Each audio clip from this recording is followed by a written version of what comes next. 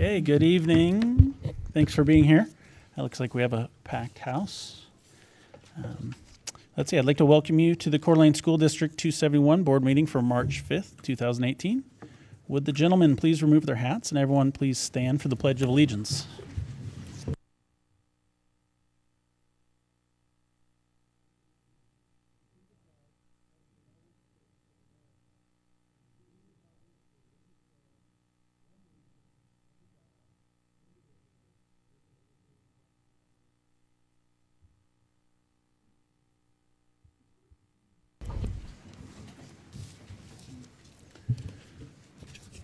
Okay, again, thank you all for being here tonight. Before we get going, I just want to introduce our participants so you know who's sitting up here. I'll start at my far right, except I just lowered my chair. Is Mr. Chris Shipley, our Director of Finance and Operations, Ms. Lynn Town, Clerk of the Board, and Dr. Stan Olson, Superintendent. To my immediate left is Mr. Tom Hearn, Vice Chair, Ms. Lisa May, Board Member, Mr. Dave Eubanks, board member, and absent tonight is Tambra Pickford. She had a family emergency and won't be joining us. My name is Casey Morrisroe, and I'm the chair. Public comment on district-related items is scheduled near the start of this meeting. Please sign in on the sheet provided at the entrance door. Because of the diversity of issues, members of the board will not respond to public comment made during tonight's meeting.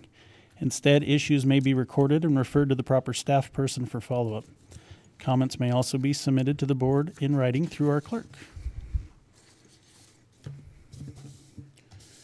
Okay. So no addendum tonight. Is there a motion to approve tonight's agenda? So moved.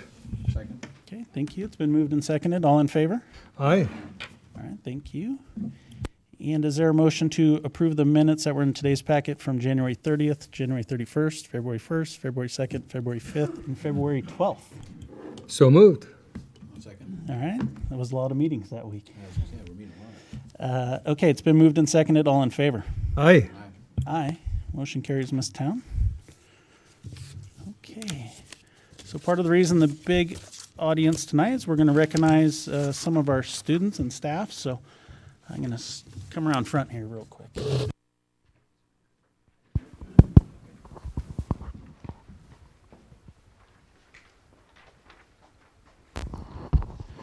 Okay, so first we're going to start with our spelling bee winners that we had here. So I'm going to ask Caden Quincy, a third grader from Ramsey, to come up first, please, Caden. Okay. Come on up here. So Caden's here with his family, Rebecca, Tim, Sabrina, Micaiah, thank you, Tim, and Odin. Yes. And grandmothers Michelle and Becky and grandfather Craig. So thank you all for being here. So Caden, your championship word, and this is third grade, it went 9 rounds. Your championship word was fearful. Can you spell that for us? Yes. F-E-A-R-F-U-L. Excellent. Okay. Let's look here at the picture. He wants to get your picture. Can you look at the camera?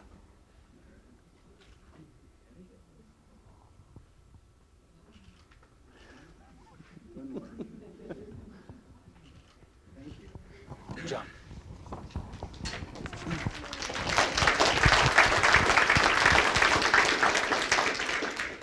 Okay, next up, fourth grade, is Karen Silva from Dalton Elementary School. Come on up, Karen.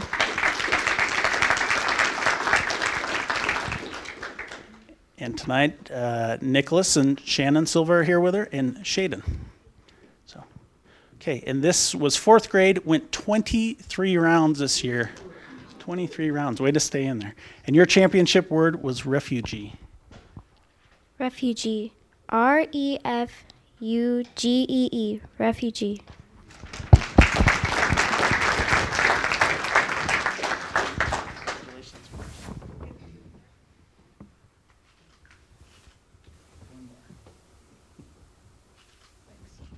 Great job.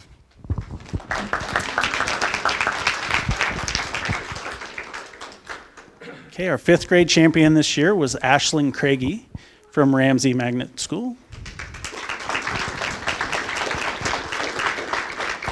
Ashlyn. And Ashlyn's family here tonight is Todd, Linda, Cameron, and Madison. Okay, your championship word, and this went 12 rounds in the 5th grade, is ocelot. Ocelot. O-C-E-L-O-T. Ocelot. Excellent job.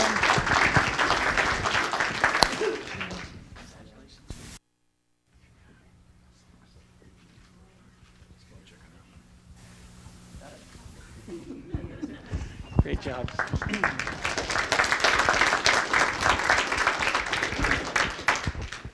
Okay, our 6th grade champion was Carter Lingenfelter from Woodland Middle School.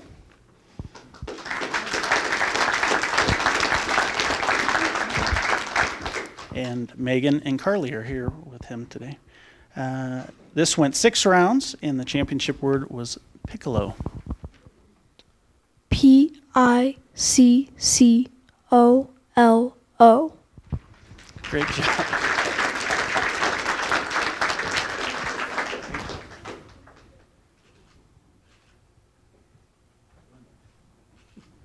Great job.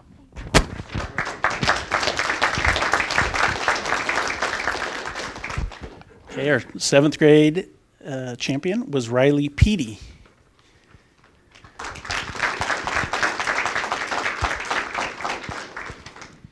And today, Dana and Atsuku. Is that right? Atsuko. Atsuko, thank you. And your championship word was malahini. M-A-L-I-H-I-N-I. Excellent.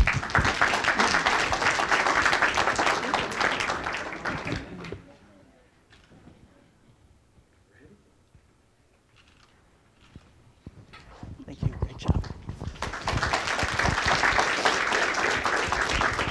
Okay, and last but not least, our 8th grade champion was Elizabeth Edmonds. Elizabeth? Okay, well, well, thank you all for being here, family. Thanks for coming out and supporting your students. And again, congratulations to all of our district spelling bee winners.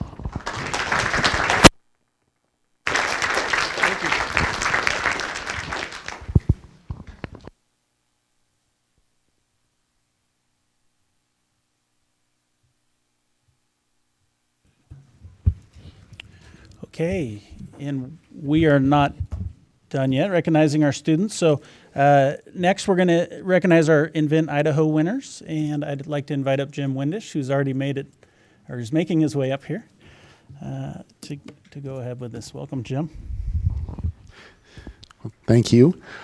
Invent Idaho is our district and statewide Young Inventors competition. And the inventors that are going to be honored today won the Best in Category awards at our district competition held back in January. And they went from there to compete at the districts, and some moved on to the state competition that was held this last weekend. So first I'd like to invite up Isabella, the inventor of Save Princess Nerd in the Games and Gadgets category.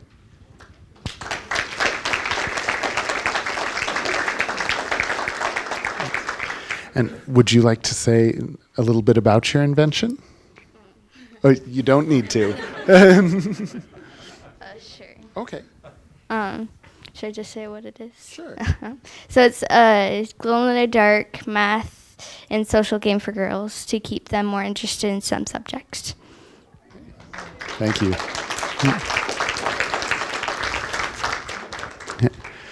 Our next inventor is Stockton, and he was the inventor of, let's see, the Musiball.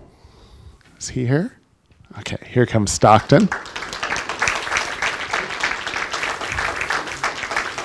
And this one in our non-working models category, which means he had a prototype, but due to technological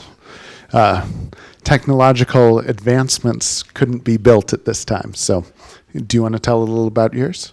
Sure. It was a basketball with a Bluetooth speaker in there, and you bounced it, and then activate it and sync to your phone, and then it'd play your music while you're playing basketball. Thank you.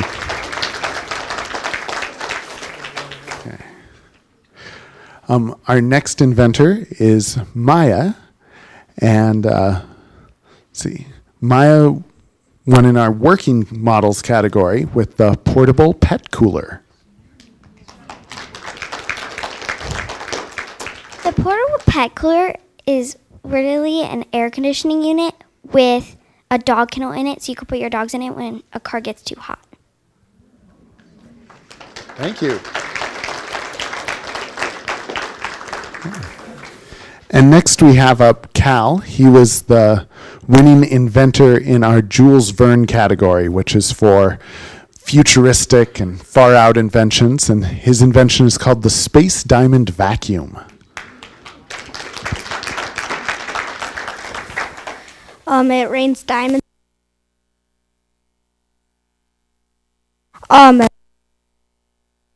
Get those diamonds and bring them back to Earth.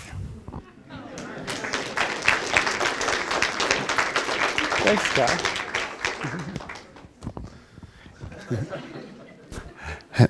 And our final inventor that we're honoring tonight is Lauren, who won in our adaptations category with Quick Fix. And this invention this last weekend went on to win the highest honor at the State Invent Idaho contest. She won Best in Show for grades 5 through 8. So I'd like to invite Lauren up.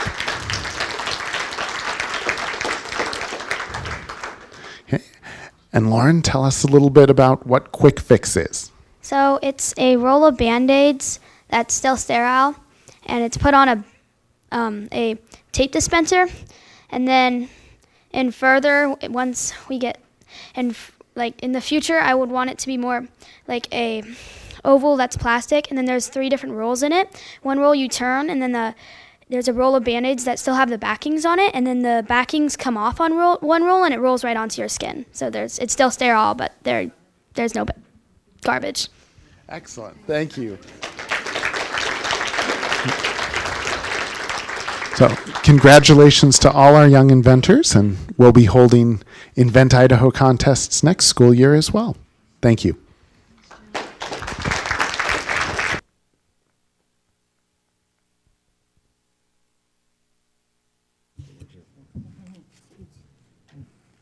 Is Ryan Gillespie here?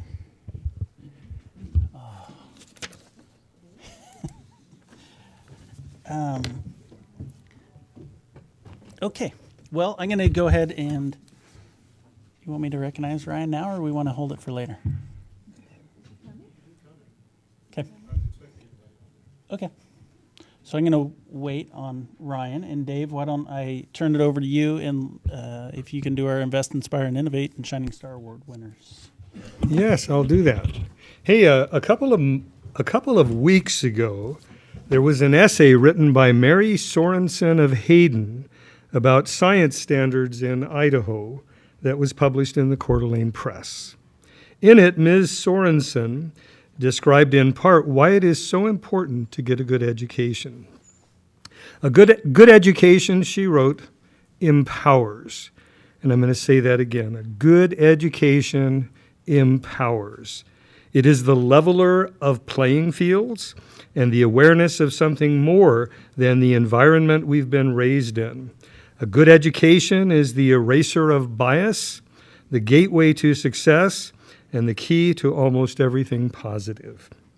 Each month of the school year, the Coeur d'Alene School District, together with Panhandle Kiwanis and the Coeur d'Alene Education Partnership, recognizes and honors 3 outstanding educators in our district who are daily helping empower our community's children to a better future.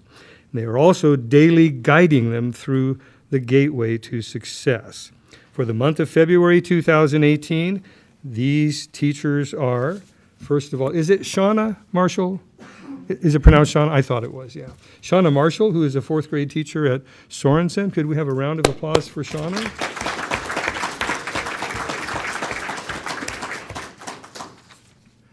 And then our middle school Invest, Inspire, and Innovate Teacher of the Month is Shad Frazier, who teaches music at Lakes Middle School.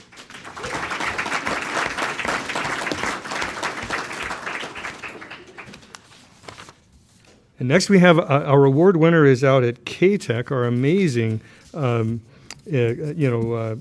career education campus out there. K-Tech out on the prairie.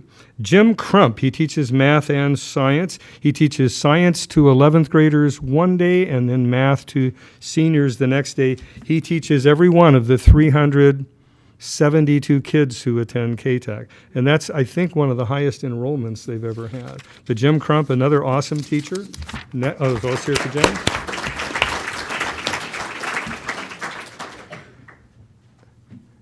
And we also present a Shining Star Award to an outstanding classified employee in the district monthly. And February 2018's Shining Star winner is Robin Richardson, a classroom assistant at Canfield Middle School. There you go. And that's it. Thank you. Okay, thank you, Trustee Eubanks. So, time for high school student body reports. Is Venture High School here tonight? Good evening. We'll have you go to the podium. Yep, the podium there, and then just make sure you hit the button on the mic there, and it should light up. Okay. Good evening to you all. My name is Matthew Sage, and I represent the Career Technical Education classes at Venture High School. We are at the end of another successful trimester at Venture, and we are happy to announce that 13 students met graduation requirements and will walk in June. Standardized testing season is coming up next month. We are doing practice math problems and writing more constructed responses, so we will be ready. We are pleased to share that we have achieved a 100% pass rate on the work readiness assessment required by the State Department of Career and Technical Education. The leadership class is continuing to work with Kelsey McCall of Panhandle Health District to make their services more teen-friendly. Our field trip to the health district was a success. Leadership students and Ms. McCall toured the health department, and then we interviewed the director and executive secretary. The next step in this process is to make recommendations to the health district as how to make it more appealing for adolescents. The Cope to Thrive class, funded by the Excel Foundation, completed its first course offering. A new offering is planned for the next term. It will also be used as part of the 9th grade and 21st century skills class. Tours of North Idaho College and Spokane Community College are planned for this spring. We are excited about this opportunity to see the colleges that we may be attending. The leadership class is looking forward to getting back on Venture's. The leadership class is looking forward to getting back to work on Venture's courtyard. As soon as the snow melts, we will be out there with shovels in hand, getting the area ready for planting flowers and bushes and pouring concrete. We want to thank all of you for supporting our school, and we appreciate all the work we appreciate all you do to help us be well educated, responsible community members.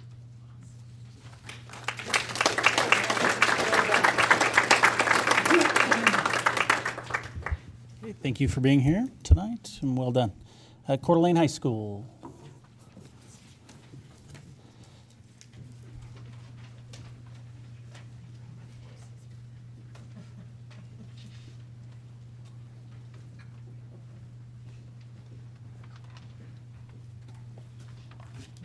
Hello, I'm Rachel Dooley, the Coeur d'Alene High School ASB president, and this is Sarah, one of the ASB officers, and Abby and Emily aren't here tonight. CHS has been really busy this past month, and March is going to be very busy as well. In February, DECA and Student Council went to Boise for their state competition and state conference. DECA did very well, and we have over 30 CHS students who will be attending nationals this year. Student Council had a great time in Boise, learning about other councils in the state and getting ideas for our school. One of our current ASB members, Sarah Smith, right here, ran for the position of Idaho Association of Student Council's president, and she won. So, congrats, Sarah. So, she's in charge of planning our regional conference in the fall and planning our state conference, which will be next spring, as well as various other duties that her position has. So, congrats, Sarah. And then this month, Student Council is busy planning our spring events, which include Sunrise Sunset Dance, Buff and Tough volleyball tournament, prom, mother-daughter tea, and Mr. CHS. So we have a lot coming up. And then our debate students just participated in district speech, and 16 people qualified for state, and 6 people double qualified. Key Club is going to Portland this weekend for their annual Decon conference. Theater is busy rehearsing for their production, The Little Mermaid, which plays in April. And the theater department has already sold over 600 tickets. It's going to be one of our biggest productions that we've had in a long time.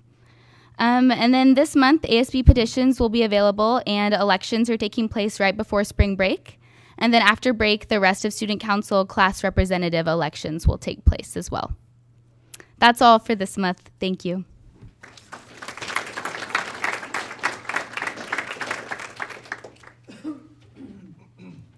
Okay, Lake City High School.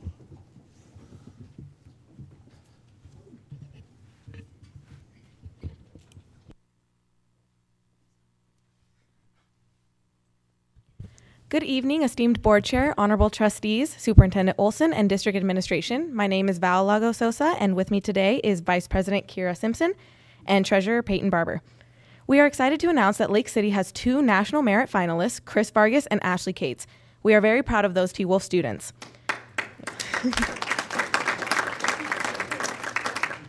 We also had State DECA and Student Council DECA. We had 19 qualifiers that are going to nationals for DECA, and ASB gave a presentation at State that went successfully. March is a very packed month for Lake City. Starting this week on Wednesday, we have parent-teacher conferences from 4 to 7:30, followed by Thursday, a social media safety presentation for all students led by Josh Oakes. We also have our annual Sunrise Sunset Dinner Dance for our senior boys and their moms and our senior girls and their dads. This will be held on March 12th from 6 to 9 p.m. at the Coeur d'Alene Inn. Later that week, on March 15th, is our March Madness 3-on-3 basketball tournament, and on March 19th, we have our Higher Ed Day, which colleges will be setting up booths in our lunch, and staff will be wearing their college gear. Finally, on March 21st, Lake City is conducting a joint green dot training with Coeur d'Alene, and we're very excited to get the program rolling again on our campus. Thank you for the opportunity to speak today, and we'll see you next month.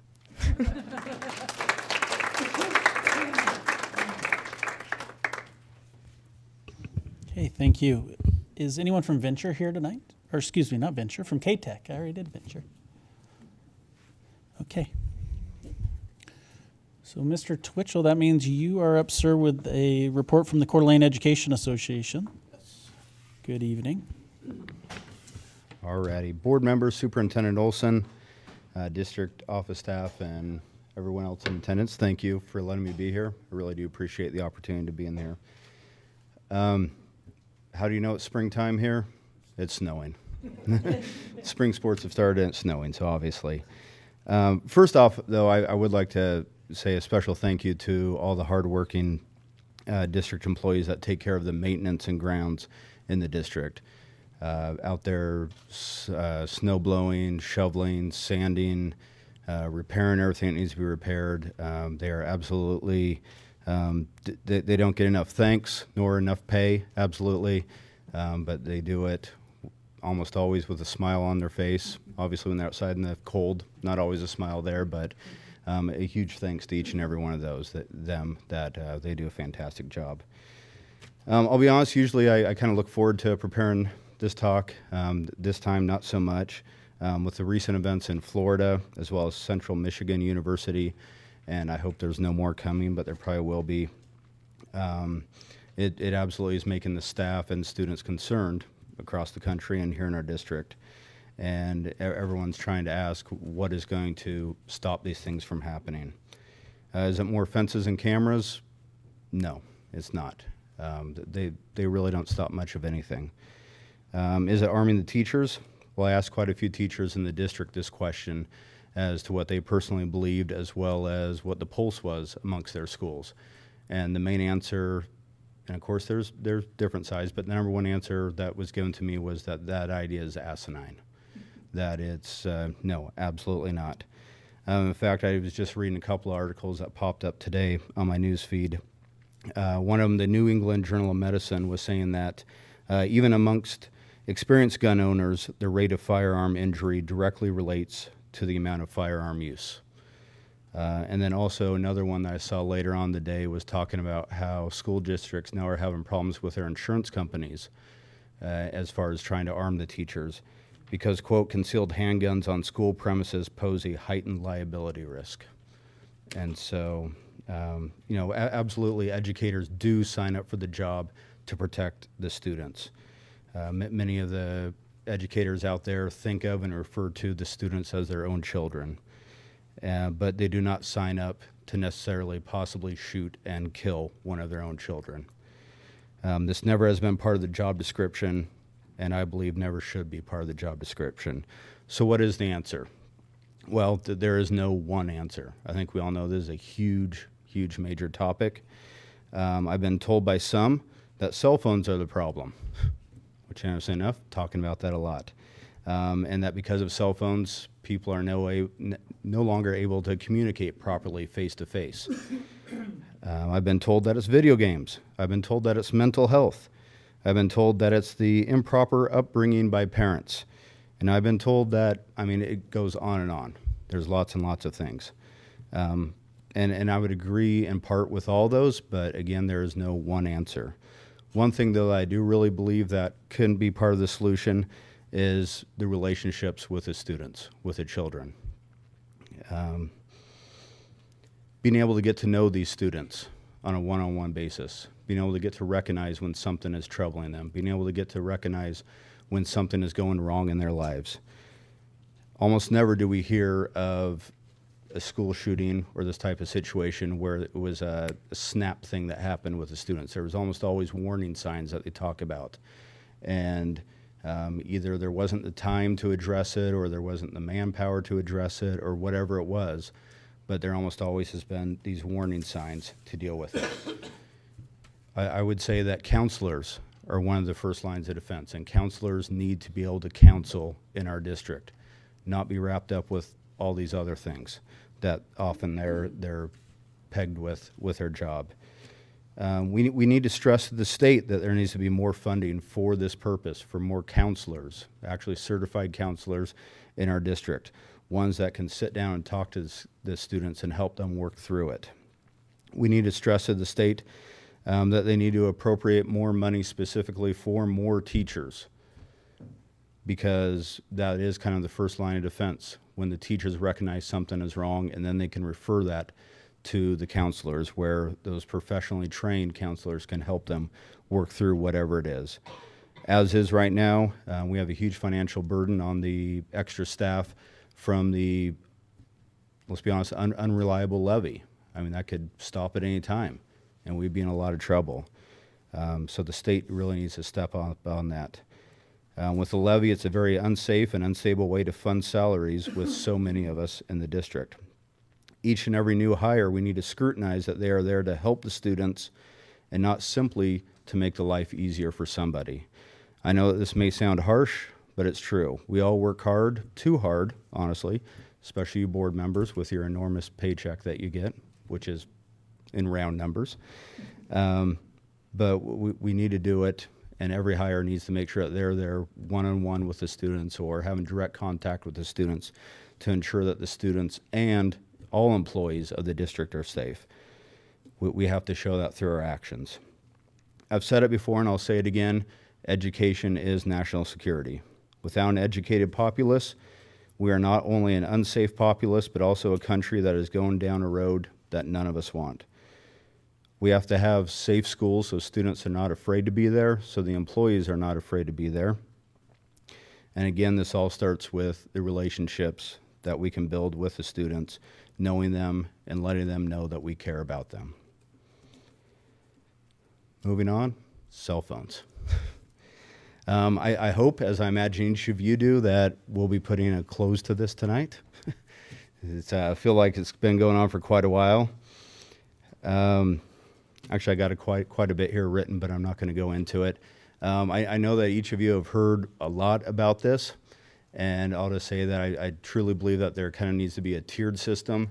And I've heard from grade school educators that, they're no cell phones. It's not an issue. In middle school, I hear kind of a mixed bag, but at high school, they're getting to be adults. They have jobs. et cetera, et cetera. And I firmly believe that the ability for them to be able to check their phones in between classes is a must. Also, just one of the goals you've talked about with the phones is to make life easier on teachers. If you were to say that they can't have it and teachers have to be trying to regulate not only during class time, but in between classes during the transition period, that's not taking something off the plate for the teachers. That's definitely adding a lot more to it. Lastly, I could go into the whole voucher thing that's happening at the state, but I feel like I've rambled on for too long, so I'm not even going to go there. I sincerely hope we're all on the same plate with that. The CA and myself look forward to continue working with you in a positive and professional manner. And thank you very much.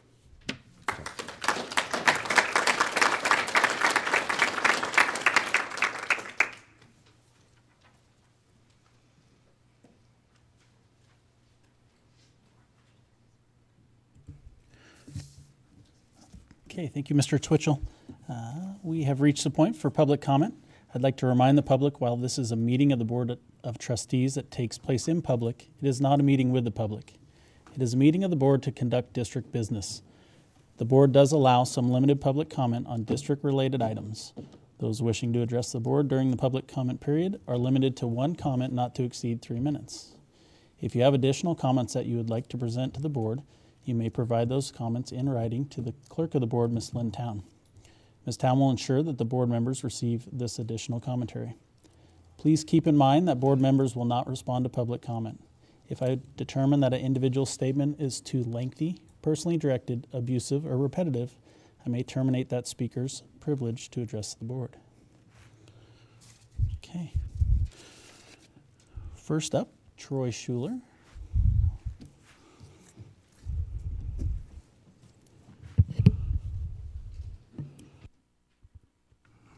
All right.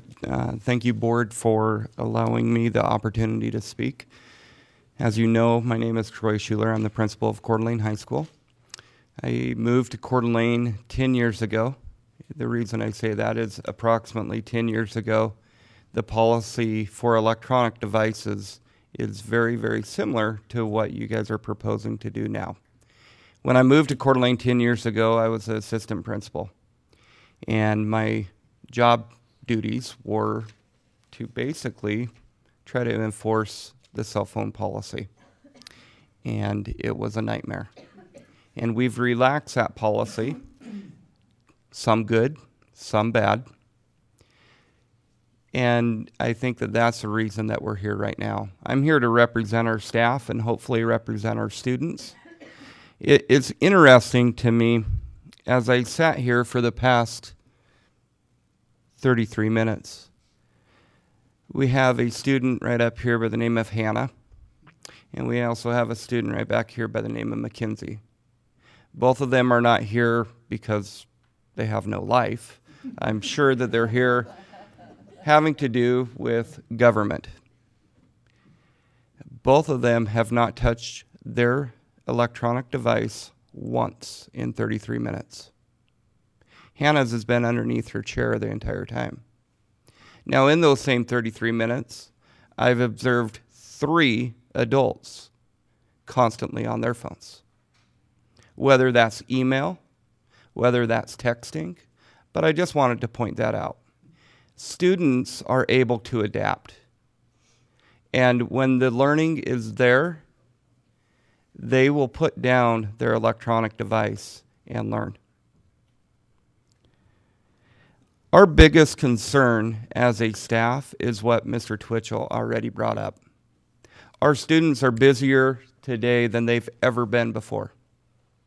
I want to point out the fact that I have a 16-year-old son. He has never had a landline. And as I look at the board members, including well, I'm not a board member, but I also look in the mirror, I remember the days of party lines. These kids have no clue what a party line is. Their cell phone, their iWatches, their whatever is all that they've known to have. This is it. They are in a time when they are responsible for picking up little brother or little sister after school. They are also working a job or two after school. They have sporting events, some of them multiple sporting events, where they have to travel to Spokane at night to get to a club practice to make it back home in time for a soccer tryout. They're doing college applications constantly. We have, he still is a student of ours. He will graduate, well, he's technically graduated. A kid by the name of Colson Yankoff, star quarterback. Colson was in class one day, and his college recruiter from the University of Washington was trying to get in touch with him. Colson never turned on his phone. That college recruiter got a hold of him. But the reason he got a hold of him is because he called nonstop until he finally got Colson on the phone. He called us. He called the secretaries. And when the secretary didn't put Colson on the phone right away, let me put you on hold, he would call right back. We do not have the manpower to not allow kids the opportunity to check their phones at least throughout the day. I am not asking to have cell phones in the classroom, not at all. I am asking for kids to have the opportunity to simply check their cell phones at an appropriate time, and that's a passing period or a lunch. Regardless of what you guys decide today, as a staff, I can promise you that we will join hands and enforce the policies to the best of our abilities. Thank you.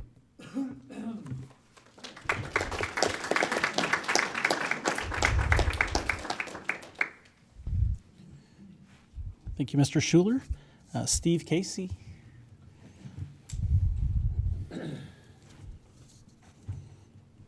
It's Coeur d'Alene High principal night. You guys were back to back.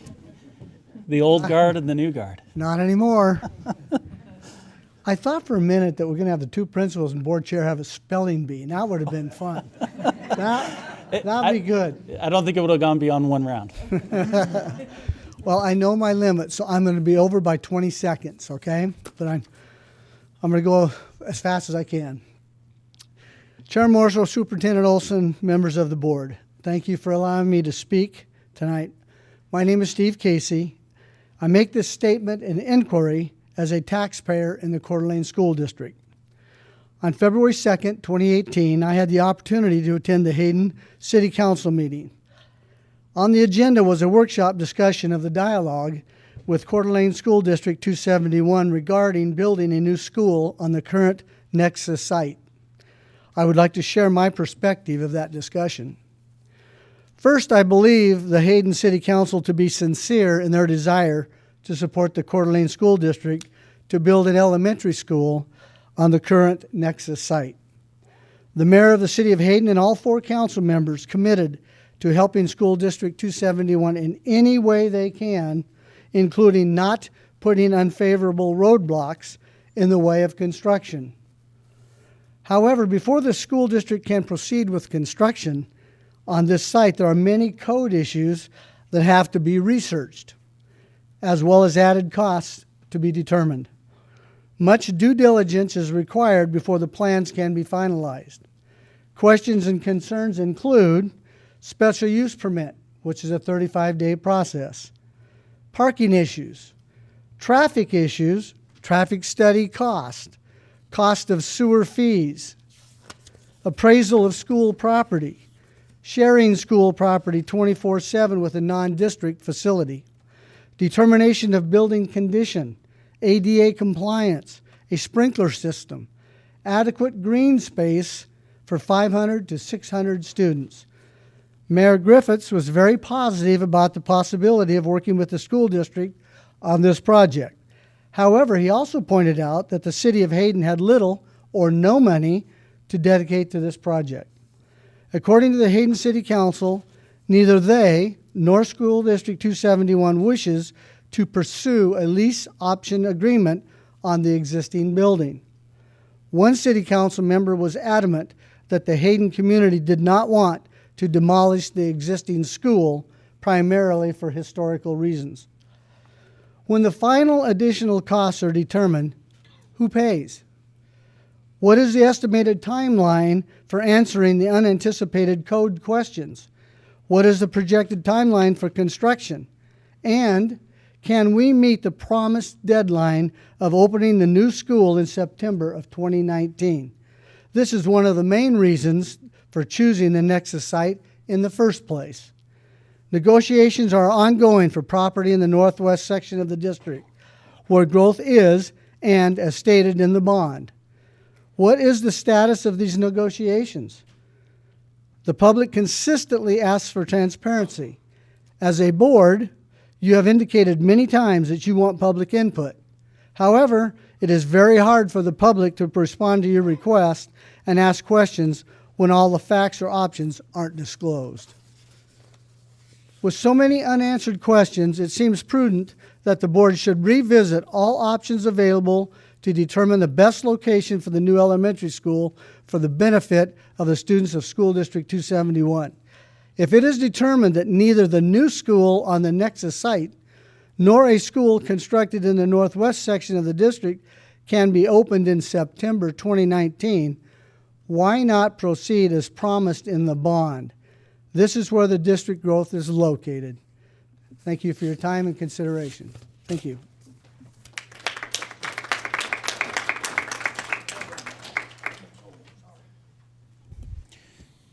Thank you, Mr. Casey. And Nicole Olson. Good evening, Nicole. Good evening, Superintendent Olson, Chair Morrisroe, and school board trustees. I come before you tonight not as a district employee, but as the parent of 2 children that attend Coeur d'Alene School District, and as an advocate for the integrated high school math program. I support integrated math for 3 reasons. 1, I believe it will better support student achievement through a more coherent arrangement of content. 2, I believe it will better support our teachers as they strive to improve student performance and achievement of the Idaho core standards. 3, it's the pathway commonly used by countries that consistently outperform our students on international assessments. Allow me to give you a quick crash course on the core standards for high school mathematics. In high school, the standards are not arranged by course or by grade, but rather into 6 conceptual categories designed to be covered over a 3 to 4 year period. Number and quantity, algebra, functions, modeling, geometry, and statistics and probability. These 6 conceptual categories, as noted in the standards, often cross traditional course boundaries. Appendix A of the Common Core provides guidance in designing high school math courses, and it includes both a traditional pathway and an integrated pathway. The California Standards document notes that the integrated pathway presents higher mathematics as a connected subject, in that each course contains standards from all 6 of the conceptual categories. The traditional pathway, however, addresses these conceptual categories in isolation. However, if Appendix A includes a traditional pathway for instruction, why can't we achieve the standards and still teach Algebra 1, Geometry, and Algebra 2? And hypothetically, we can, and we have tried for the last 4 years. But the challenge is that Common Core Algebra 1 and Geometry are significantly different from Algebra 1 of yesteryear. Appendix A describes Common Core Algebra 1 as a more ambitious version of Algebra 1 than has generally been offered, and also notes that important differences exist between the geometry course and the historical approach taken in geometry classes. I think our results show that you run into problems when you call a significantly changed course by the name of an old familiar friend. For these reasons, our math teachers overwhelmingly support moving to an integrated curriculum. But additionally, my support of integrated math leans upon my background and experience. From 2008 to 2013, I was a homeschool parent. Taking my role seriously, I read the standards, I researched curriculum materials, and I studied the results of national and international tests, including the trends in international mathematics, also commonly called the TIMS, and the Program for International Student Assessment, commonly called the PISA. Results from both tests showed that United States students lagged significantly behind its international counterparts in math. Because of what I learned, I decided to use Singapore math. And as I taught the Singapore method, I felt like I was learning math a whole new way. I remember thinking, I wish I could have learned math like this when I was young. But as sometimes happens, life can change, and the time to re-enroll my children in public school arrived. One of the compromises of that decision was giving up the benefits that I knew existed in an integrated math curriculum. And at least for my eldest children, and as far as mathematics education was concerned, I knew that my eldest children would be taking a step backward. Since that time, much has changed in the US. The Common Core standards have given us more rigorous and focused standards. The ISAT and SAT have been rewritten and are now aligned to the core standards. Common Core textbooks have been released and teachers have gone through professional development. And yet our district, like so many others, has not managed to achieve proficiency in core standards. The ad hoc committee you assembled sought to address these issues and recommend the next best steps to improve our mathematics instruction. I wholeheartedly concur with their recommendation because I believe an integrated pathway will give our district the opportunity to take a step forward and improve our mathematics education and better support our students' achievement of the Idaho core standards. And I urge you, please, to do the same. Thank you for your time. Well done.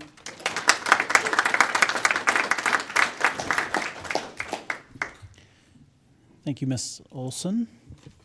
Okay, next up, Bill Elliott.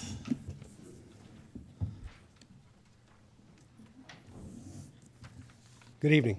Good evening. Good to see you. I'm Bill Elliott. I live at 335 Park Drive here in Coeur d'Alene. And I want to thank you for this opportunity to speak to you this evening.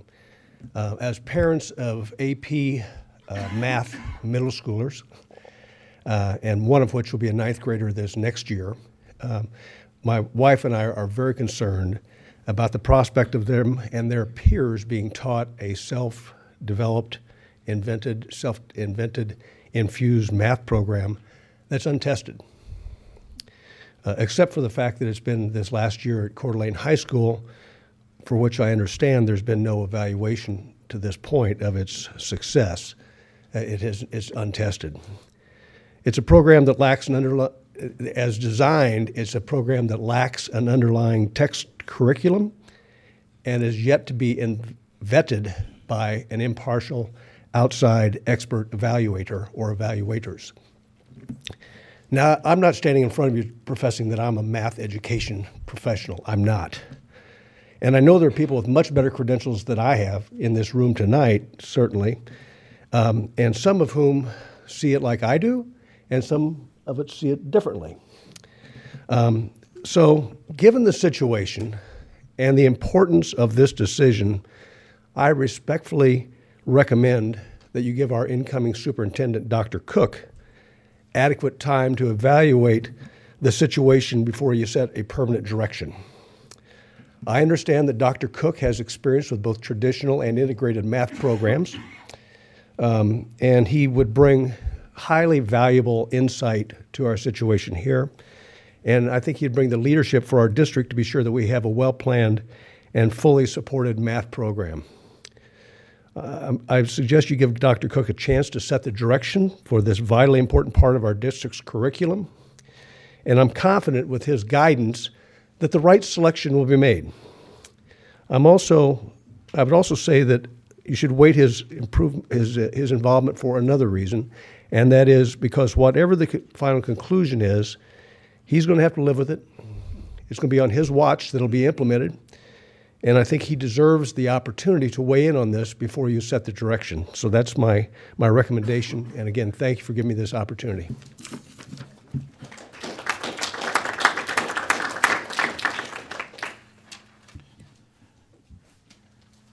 Thank you, Mr. Elliott.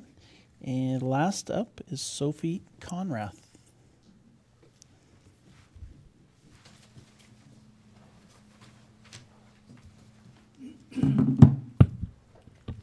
Good evening, ladies and gentlemen. My name is Sophia Conrath, and I am a junior currently attending Coeur d'Alene High School. I'm here on behalf of every student, teacher, parent to briefly discuss the phones being allowed during school hours. It has been stated that phones distract from academics. I can agree that they may be distracting, but they're not the only distraction.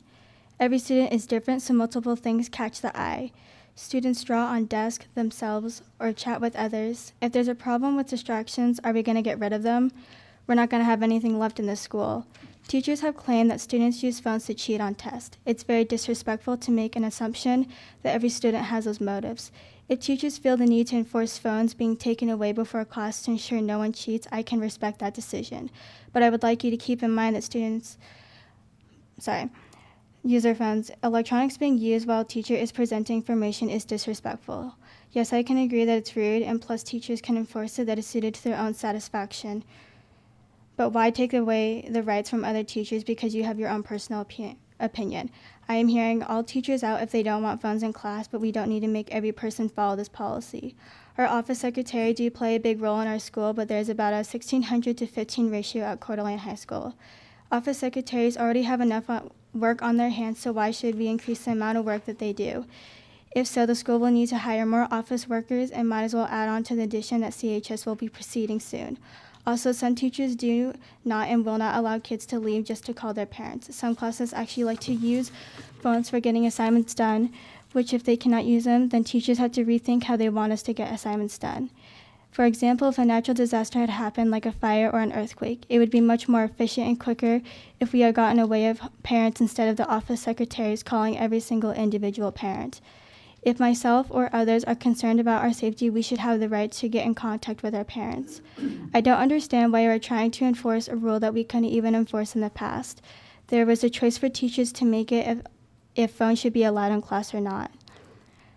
And even in classes that don't allow them, students are still going on their phones. The situation and the problem that has been created because of particular students, and it's not just going to stop because we enforce a policy. Today, the majority of high school students have jobs or are searching for one, and there are also situations to notify that we cannot work or a manager needs us to come in. Students need the ability to communicate because companies and businesses make money, but the taxes is what pay teachers and schools to invest in new ideas. Everyone says that phones should be put away because we are here to learn and high school prepares us for life. However, phones play a big role in daily life skills because communication is key to daily life tasks.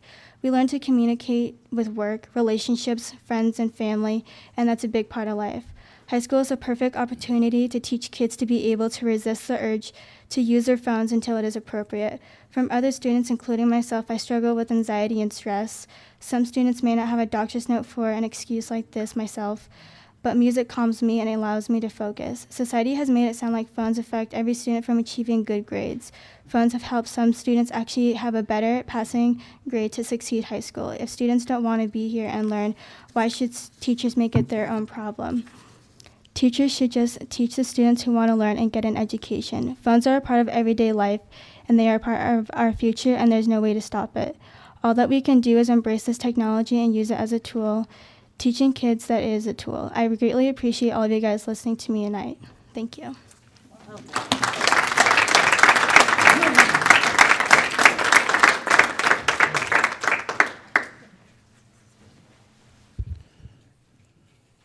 Okay, thank you all for taking the time to come and share your ideas and your thoughts with us.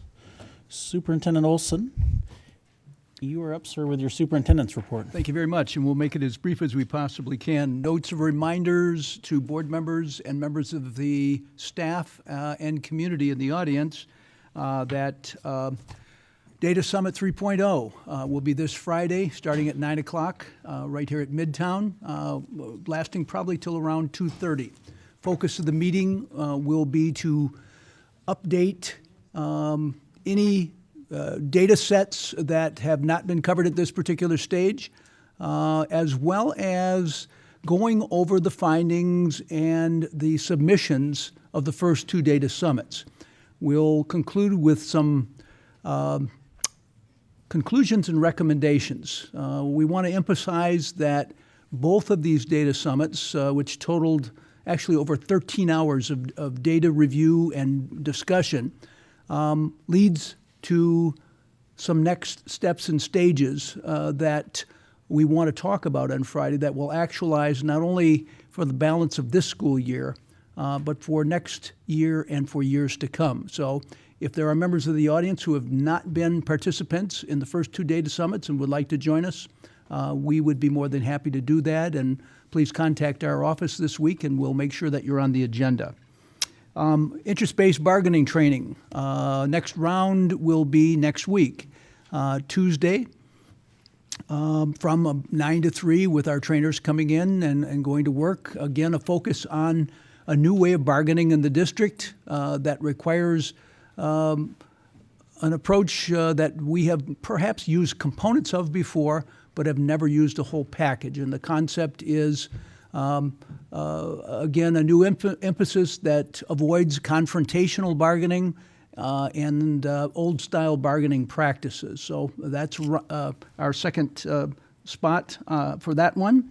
Item 3, we're talking about budget subcommittee. I'm going to hold that for the budget report and allow those folks to have that thunder.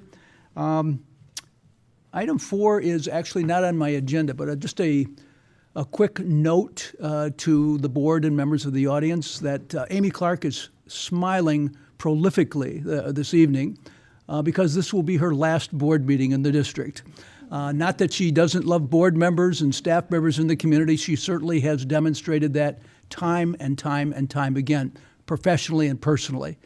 But Amy has embraced a wonderful professional opportunity.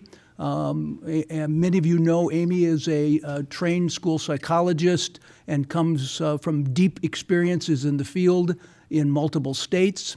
And she's been asked by a countywide school system in Florida to join the administration of their school psychology staff. And she bit down on that hook, by the way, and she will be moving on to that position later this winter. I, on a personal basis, and my colleagues in the field have had a chance to say congratulations, but more importantly, thanks for terrific work that you've done for the district and your commitment to children, and particularly our most vulnerable children in this district, time and time and time again.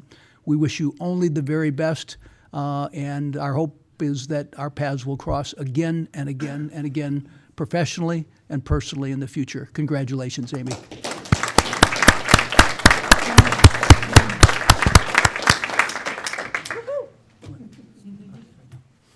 Item last on my report has to do with February 14th. Or, excuse me. Well, response to the February 14th incident at Parkland High School in Florida. As many of you know, there's been a great deal of discussion nationwide about a response from students across the country to the incident in Florida. A number of our high school students have indicated they plan to participate in a demonstration on March 14th at our high schools and our middle schools in the Coeur d'Alene School District. We recognize their rights to peacefully assemble and express freely and to advocate for causes that are important for them. District and school administrators are working with student organizers and teachers to ensure that students can express themselves through peaceful assembly on campus in a way that protects the safety of everyone, including those who participate in a demonstration and those that do not, and respects the views of every member of our school community. In addition, it is important to know that disorderly conduct that disrupts school operations is not acceptable. Inappropriate behavior that threatens school safety will be handled immediately and firmly in accordance with our policies and student code of conduct. Students will not be disciplined for peacefully participating in a demonstration. When the activity concludes, students, as they have told us they will, are expected to return promptly to class for the rest of the day's planned instruction. Attendance will be taken, and any student who fails to return, as we have agreed, will be marked absent. We welcome the opportunity to work with any student or student group to discuss appropriate ways to express their views while at school. Our intent is to support their rights and ensure their safety. We welcome any of our students to share their ideas for improving campus safety, security, and culture. We understand that some family members or members of our community may wish to join the students or observe the walkout. While we appreciate those intentions, we respectfully ask that they refrain from visiting schools at that time. Our school staff and school resource officers, as well as additional support from the Coeur d'Alene and county police systems, will need to focus on supervising student activities while teachers also continue with classroom instruction. Again, the safety of our students and staff is our top priority. Finally, we encourage students and their parents or guardians to discuss this topic and how they're feeling about it. This can be a valuable lesson on civic engagement and constitutional rights, and an opportunity to help students see the connection between what they learn in school and what their experience in life. We are very appreciative of the passion our students are expressing over this incident, over the rights and responsibilities of every citizen in this country, and what they're learning about this nation and this world. We recognize that student activism is a part of the learning process.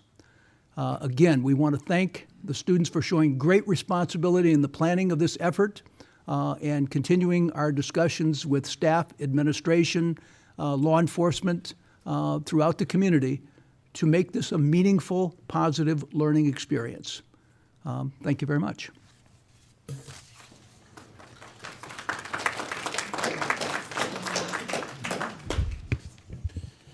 Okay, thank you, Dr. Olson.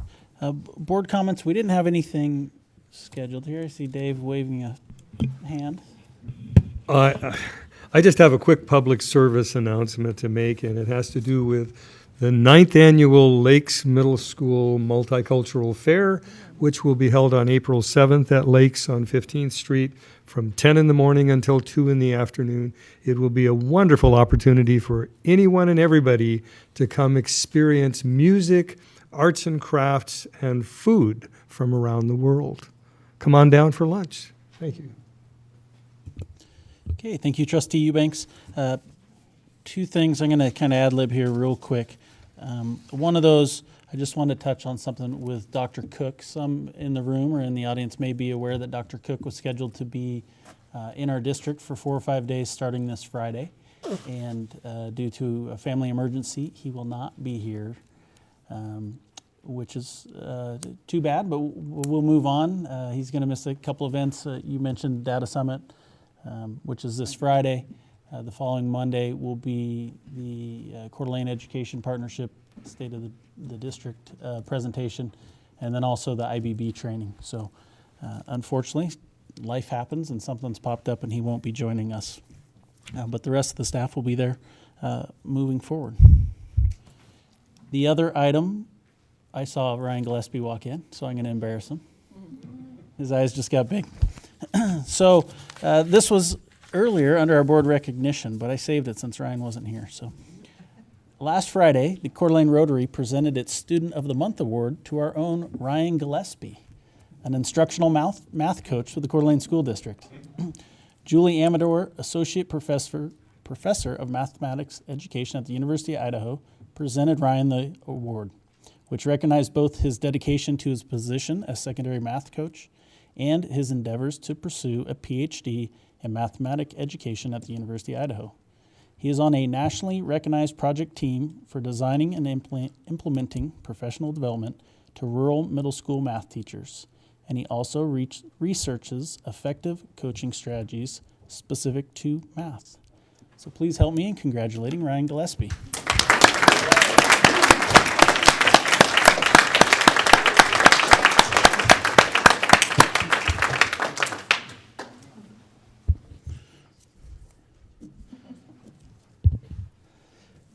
Okay, so consent agenda. Is there a motion to approve tonight's consent agenda items A through J? So moved. Second. Thank you. It's been moved and seconded. I'm going to just ask Seth Dennison, our Director of Technology, to address item J, which is our copier leasing and service agreement. Yeah, thank you, Board Chair Morrisroe, members of the board, Superintendent Olson. Wanted to just highlight a couple of things. We've been working on this for quite a while. Currently, we're in the midst of a 5-year contract with Xerox for our copier leasing and service. The current contract has not met our expectations in terms of service, and so moving forward, we're looking for a couple of things. One, definitely is some cost savings, but two is also terms and conditions that really make it so we do get the service that we want. And so, as part of your consent agenda, there's a contract through the Idaho School District Council. You can see here in the center of this table, annual savings would be about $90,000 a year at a minimum over our current contract. So definitely we'll see some financial impact, but also more than that is the terms and conditions. And so you can see here in this middle column again, there's a lot of terms and conditions that really protect our district when it comes to the service components of it. That's definitely one thing that we've heard loud and clear from our buildings with our current contract is that, you know, really the service has not met our expectations. We haven't had a lot of recourse in our current contract, and so moving forward, this will address some of those issues. Okay. Well, thank you. I know you've worked hard on this. The one I like is right in the middle there on the guaranteed service time, that if they don't meet our expectations, that there's some penalties for that. So yes, I know the building folks are going to Yes. appreciate that. I think that's probably the most common concern you hear raised. Yeah, and so, sorry, next steps will be to meet with each building and talk about their copier needs before we place specific models in different locations in the buildings. So we'll be meeting with every single building between now and the end of the school year. And our current contract ends starting in May. It really just depends on the building. A lot of our buildings will receive new copy machines in August. Okay. Thank you, Seth. So better service for less cost, sounds like. Yes. Yes. Okay, if there's no further questions for Seth, it's been moved and seconded. All in favor of approving tonight's consent agenda? Aye. Aye. Any opposed? Okay. We are into our information items, and first up is Mr. Shipley. Are we doing finance first, Mr. Shipley, or capital construction? Capital construction. Okay, thank you. Board members, this starts on page 71 of tonight's board packet. Thank you. In your packet, you had the familiar construction template that we have. We've added a little bit more to that. We've actually added some graphs to it. As far as transaction-wise, there hasn't been a lot of activity. Construction-wise, we haven't gotten to the construction season quite yet. It's still snowing. But if we, I think I have control here too, and then, here we go. So what we've done here, as you see, that this is budget compared to what has been expended. And so these go through all of your projects. And what I wanted to do here too is that I put together, it's not in your packet, but if the booth can bring up my construction slides presentation. Thank you. All right, so as a recap, we had the seven projects at $34.5 million. The $1 million that isn't on here is for the future land purchase. And 4 major projects that comprise most of the monies is Dalton Elementary, Coeur d'Alene High School, Lake City High School, and Lakes Middle School. Lakes Middle School is the only one that we have not gone out to bid on yet. That was scheduled to take place on March 7th. We put it, let's see, we put it back, which means it went ahead on the schedule, which will now be on March 14th. We also have a new elementary scheduled and 2 smaller projects, the Fernand parking lot and also the Hayden Meadows gym floor. Now the gym floor, that has been completed. So what I really like about our projects is that each of these projects stand on their own. So there's no borrowing from one project to pay for another. What we also do is we follow policy that we have contingent fees. So each project also has in there a contingency portion, and that's for unforeseen costs. The breakdown on that, these aren't final numbers, but these are the update for where we are at today. And I feel really good about these numbers. It's a contingency that is respectful to the project, and just emphasizing one more time that these dollars don't cross the line until all the projects have been completed. So if there's money left over after all of our projects have been completed, then it can go back and decided upon. And there's the policy that we follow there. So any project that goes over, what we do is then we scale back. If it goes over in budget, we can scale that back to meet each project. So far as the finance people, as we are concerned about being the major control, we feel really comfortable about that, especially talking with Brian Martin, people at the school, and even dealing with the board, that we're all on board with that same philosophy. I brought Brian Martin here to give a bit more of a boots on the ground update on our major projects. So I'll turn this over to Brian. Thank you, Chris. Chris pretty much said the whole thing. I'm just going to give you a little bit of update on where we're at with the projects. As Chris said, Hayden Meadows is done.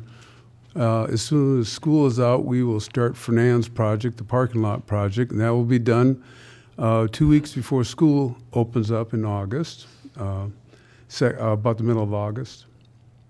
The other two projects, or the other major 4 projects, Lake City, we got fence up, we got a job trailer over there. They're just waiting for the dirt to dry up a little bit, and they're going to be in there digging. So Coeur d'Alene, you're going to be seeing fences at the end of this week. They're ready to go. Dalton, we'll work hard on that one. We've got our bids in on that one. We're in budget, so we're got a couple little details we're getting together. We haven't got the permit yet, but it's happening hopefully this week. And then the big one on the end is your new elementary. A lot of work is going on down there. There's a lot of concerns, but things are going very quickly and very well. The appraisals are being taken care of. The studies for the traffic is happening. The surveys are being done. All the major things that are concerns out there to get that project going are in place right now. And so everybody's pushing hard to get those done. So we're no more probably by the end of the month on how solid we are. So Scott Fisher and his team have done an incredible job of putting things together. So we're doing well. Portables. Portables at the high school. They are probably going to be leaving us next week, by the end of next week. I just talked to them today. There's a school district, Royals in Washington, bought 2 of them, and they have a crew coming in tomorrow. They want the porches and the handicap ramps and stuff like that. So they're going to come over. They're going to take them apart and take them over there. They're already unhooked. We've got all the electrical, all the data, fire alarm systems. Everything is unhooked and they're ready to go. So they're ready to move. So hopefully we'll see them out of here by this next following weekend. And we'll be able to rock and roll and get some classrooms put in there. Those are the portables from Coeur d'Alene High School. Right? Yes. Hey, Brian, can I ask a quick question on those portables? Do you know, were they in better shape than the portables? You know, we learned at long-range planning some of those portables are really dated, 35 years. Some of those. Are the portables that we're selling newer than that, or are they the same vintage? Yeah, they are, some of them. Mm-hmm. 2 of them from Coeur d'Alene High School right now they're not new, they're 15 years old, but they are newer than like some of the ones at Ramsey and some of the ones over at Skyway. The problem with this is that to switch them out costs you probably $20,000, if not more, each portable. And so you kind of look at them and say, you know, is it worth it? I think if long term, if we were going to we were going to have portables for 5-10 more years or something like that, you can really justify doing that. We are keeping the 2 good ones over at Lake City High School until that project is done. And then see how things go, maybe we can do some swapping out. But I think that everybody's on target for the same thing, that we get rid of all the portables. Yeah. So. And can I ask another question back to the Hayden Lake site? I think it might have been at one of the meetings we talked about the sewer needing some removing, I guess. Are we going to have a bid on that probably next week, or can you kind of update us on? Yeah, they're putting numbers together right now on the sewer line. The city was talking about extending some sewer lines and increasing the size and stuff like that. They're also talking about cap fees. And so that's up in the air because we've already paid cap fees in the past, but we are increasing the amount of kids. The city is excited about this. Yeah. And I think everybody in the community is trying to save that old building means a lot. So I just talked to the appraisers today again, and they're rocking and rolling and trying to get these appraisals out on the old building. They're also doing the appraisal on their piece of property that would be trading on it. So things are starting to move forward. Good, thanks. Hey, David. Yeah, hey, how you doing there? On the sale of the portables, how much did we get for them, and where does that money go? Well, I get it. No. No. Katie will tell you different. But it's going into, Katie's got it right now under her wing. And we got $20,000 for the 2 portables that went to Royal City. We got $4,500 for one of the old ones and $1,000 for the other one. Those portables, those were old. They are about, well, Steve Casey would know. Speaking of old. I had to do that. Anyway, everything is going good. It's everybody wants to get going. There's a lot going on out there right now. Competition is tough, but hey, we've got 3 of them under our belt right now. Actually, out of the 7 of them, we got 2 left. We got Lakes, and we've got the new elementary, and we're going to make it happen. Everybody's behind us on this thing. So. I have one last question for you. When are you expecting to go to bid on the new elementary school? What is your best guess? Well, hopefully, Scott would like to have everything together to go probably mid-July. He felt he could have everything together where we would really have good specs. The secret, as I've said before in the past on this stuff, timing is one thing, but to have your specs and your detail on your scope very well done makes a world of difference. Otherwise, you can make huge mistakes and you can really get yourself in trouble. So if we go to bid mid-July and then breaking ground and starting on the school August? Yeah, we'd get it right after it. You know, same thing. We'd be ready to go, and then the big thing then would be to get the construction far enough along to get it basically a roof on it before the snow starts. Mm-hmm. And that's a key thing, because once we can get it enclosed, they can work on it all winter long. And then they have the following summer, spring and summer, in better weather, hopefully to finish it up. So is that for an opening for fall of 2019 then? That's what we're trying. That's what we're going after right now. So everybody, that's, no one's saying no what, but that's what we're going to go after. Good. It's going to be, it's going to be a lot of work, but I think everybody's on the same page. I tell you, the biggest thing is the city of Hayden is really, I mean, when you talk to those people, they want this thing to happen too, so it's good. One other item, earlier this year, Trustees May and Pickford had an opportunity to see a presentation on owners' representatives. And they advocated for the board to take a look at this concept, as well as others, relative to potentially using this service maybe in the implementation of the elementary program that you've just mentioned. On the 15th of this month, from 8:30 to 11:30, at least for an hour of that meeting, we've asked Ken Fisher, who was the gentleman who represented the owner's rep program, to join us, and he has accepted that invitation. Brian has also weighed in on that and has been extraordinarily helpful in supporting this discussion as well as possibly others for us to take a look at for this elementary building program implementation and for possibly future implementations. So just please make sure you have that on your calendars, and we'll follow up on that. And thanks, Brian, for your help on that. You bet. One little comment on that. You know, education has changed tremendously, and we see it changing faster and faster every year. Construction is the same way. I mean, these guys right now, this year is the technology that they're using. There's no paper left anymore. Everything's electronics. You got to open this. I mean, this thing is taken off big time. So it's going to be really interested to see what they all have to say. Thank you. Thank you, Mr. Martin. Mr. Shipley, you going to stay there for the finance report? Here, I think so. This is on page 79, board members. Yeah, so you have in your packet the usual suspects, if you will, for the financial report.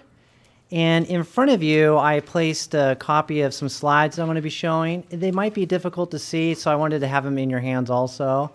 And admittedly, if going through these slides, gleaning out information here can be tough to take your winnowing fork to do it here. So what we have done is we have put together an update for you, and that's what I would like to go to. So if our booth can put up my slides.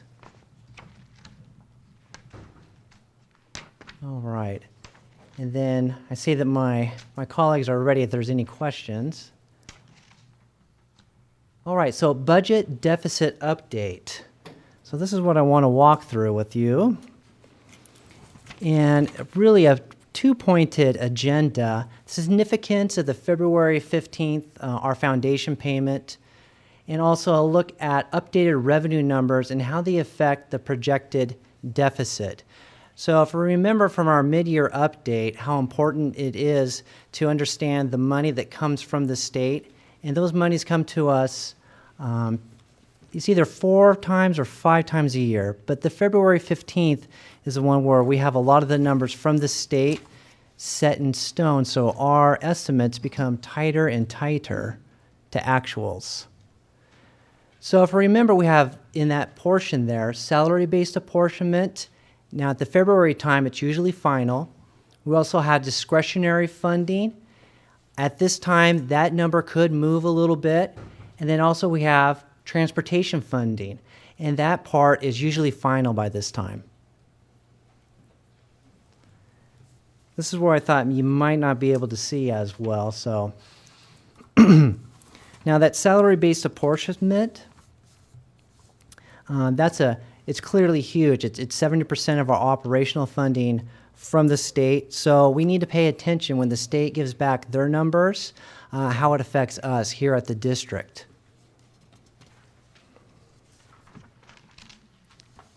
Now, if you recall, it's a bit of a complex formula, but if I could just borrow what Tim Hill had to say to us down in Boise at training last Monday, it really depends on who shows up to school, the teachers, the staff, and also the students.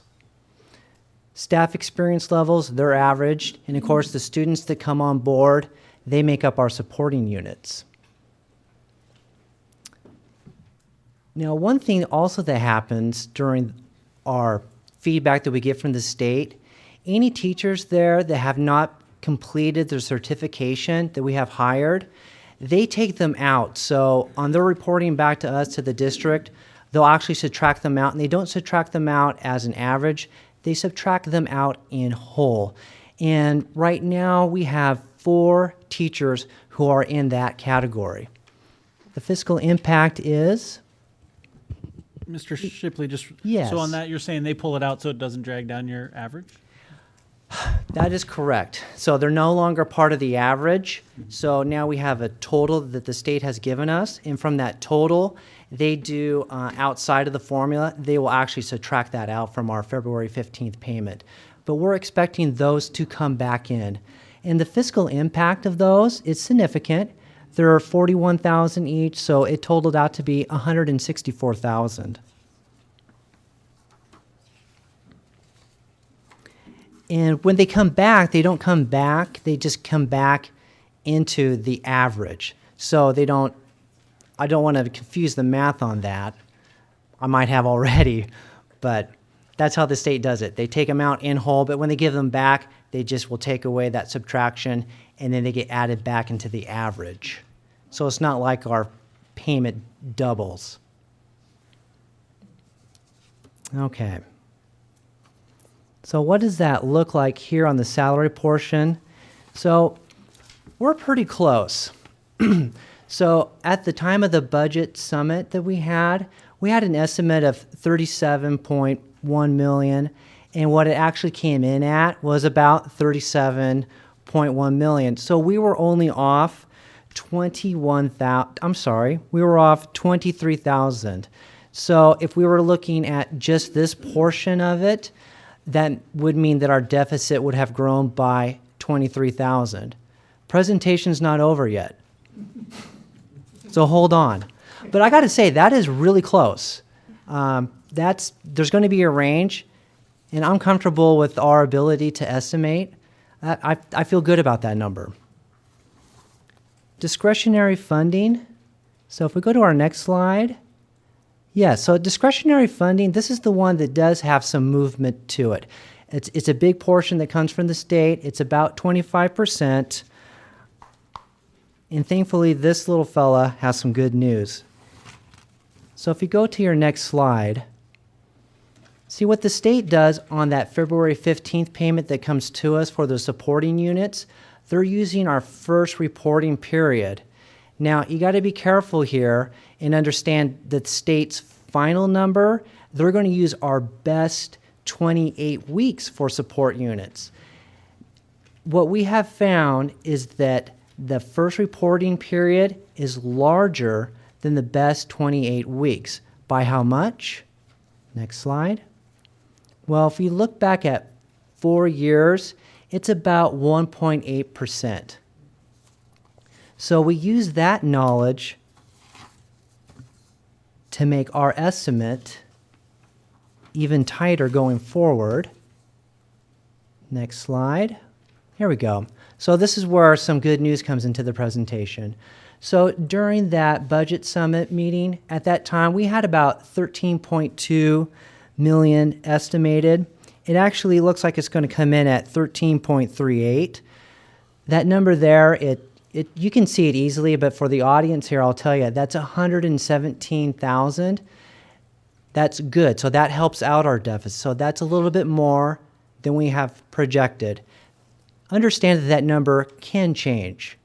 Again, it's important on who shows up to the school. So students, if you are on the fence about showing up, please show up. Okay, transportation funding. This is a complicated formula, and what we do, it's on reimbursement. We put together our numbers, we send it down to the state. The state says, very well, we only have this much money to give to you. They report it back to us. So on that portion here, still, we got some good news. We had it estimated at 1.7 million.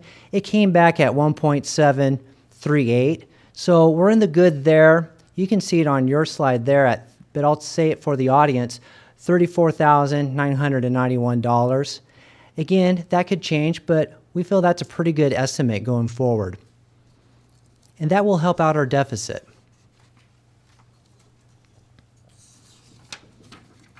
Okay, so let's put these numbers together. So putting all of those elements from that foundation together, we're in the good. If you aggregate them together, you can see it on your slide. Again, I'll say it for the audience, for 128,000. At the budget meeting that we had, we were thinking that our budget deficit would be estimated at 470,000. If you did the math, then now we're at 340,000. So are we running a deficit? Yes, we're running a deficit. Is it as large as we thought it was going to be at our mid-year reporting time? Not as large. And again, just to say that as our budget is so big, it's just a scratch line. It's real numbers. I don't want to discount the size of it, but in the context of our school budget, it's a manageable size. Let's continue the ongoing conversation. So, Dr. Olson saved some thunder for us. So what we're asking to do and what we plan to do is to put together a budget subcommittee. And this would be involving people from the district administrative side, cabinet side. I guess that's the same as district admin. But when I look at you, I see you behind cabinets. So on the board side, and also the CEA. And the purpose of that is that our communication and our transparency and knowledge and ideas would be continuous as we go through our budget cycle year over year and as we communicate and we talk with each other. Now, if you have any questions, I also have colleagues here to help me out. So if I can't answer them, I'm just going to put them on notice. I might have to ask for a helping hand. Sir. Well, we still have a few months, obviously. You said we're 340,000 in the hole. Correct. But you think we'll be out of the hole? Out of the hole by the end of the year or not? Or even if we No, do, though, that's we have a reserve that will cover that pretty easily. Yeah, we're going to be able to make that, so it's not like we're going to run out of money. That is just the deficit over how much we've actually, the district has taken in versus how much we have spent within the general fund. But there is plenty of fund balance to cushion that amount. Because aren't we over the amount that we're required to have for fund balance? The percentage by law we're required. Oh, correct. Yeah, we have our fund so balance is healthy enough that we're not in jeopardy of breaking any compliance or school board policy. Okay, I just want to make sure that was the take-home message is we're not going to be, we have the money to cover this and correct without affecting programs or anything Excellent like that. follow-up question. Okay. Yes. And staff. Yeah, our fund balance is 5%. Now, when you say our fund balance is 5% of revenues, contingency reserve. I can grab this one. Thank you. Our board policy is this on. Our board policy is 5% of budgeted revenues from prior year, and I was going to try and pull up the number right now, but during the budget summit, I actually ran the numbers to see how large our deficit could be before violating board policy. We're well within that. I believe it was $1 million, so we're looking like we're not going to even come close to violating the board policy. So this is nothing to pull your hair out over, right? I would probably agree with that. Because I can't help. Hey, Katie, could you also comment on the amount that they'd like us to keep for our bond rating? Is it similar to the 5%? I know that our bond advisors have given us that number, and I can't remember. I don't recall a percentage. Our bond advisors did say that if we were to continue deficit spending, that there would be a potential of a downgrade in our bond rating.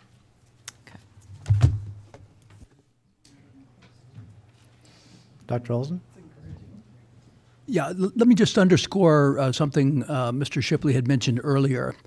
The work of this budget subcommittee, and again, we're looking at board members, 1 to 2 board members to be participants in this process, central office staff, building-based staff, and CEA.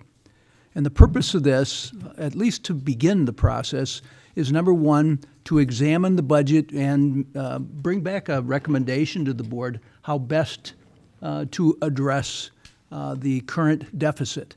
And again, I think there are lots of options and lots of solutions to deal with that. There's a second level of discussion, and all of you recognize the fact that we need to make some adjustments in how we structure and the budget and how we spend in the district. So that we don't have recurring budget deficits. That's a little bit tougher of an assignment. And once the committee goes through the process of taking a look at this year's assignment, it would set a stage, if you will, a prelude, for the next steps and stages. So when we are looking for volunteers, hint, hint, in this process, we're looking to have you sign on for minimally 2 responsibilities. One dealing with fiscal year 18 and the closeout of fiscal year 18, as well as the planning for fiscal 19. So I'm going to obviously solicit participation, direct that to Mr. Shipley and his colleagues to situate that committee and begin the process of both number 1 and number 2 priorities. Okay. Do you have a time frame on when this committee would start meeting? I know I have on our budget calendar, it was April for the 19th, so it would definitely be before April or before. Okay. Soon. Correct. Okay. Check. You can sign me up right now. I'll take you home with me. No.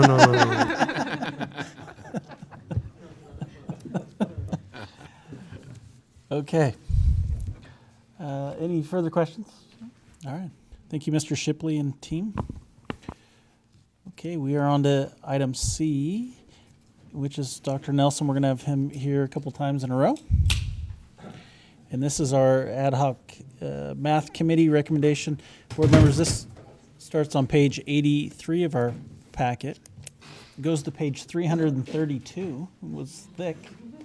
250 pages.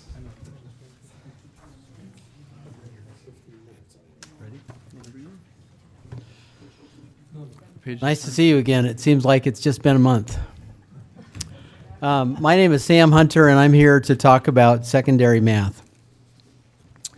And let me just tell you a couple things. One is I heard somebody just say, I don't want to confuse the math in this.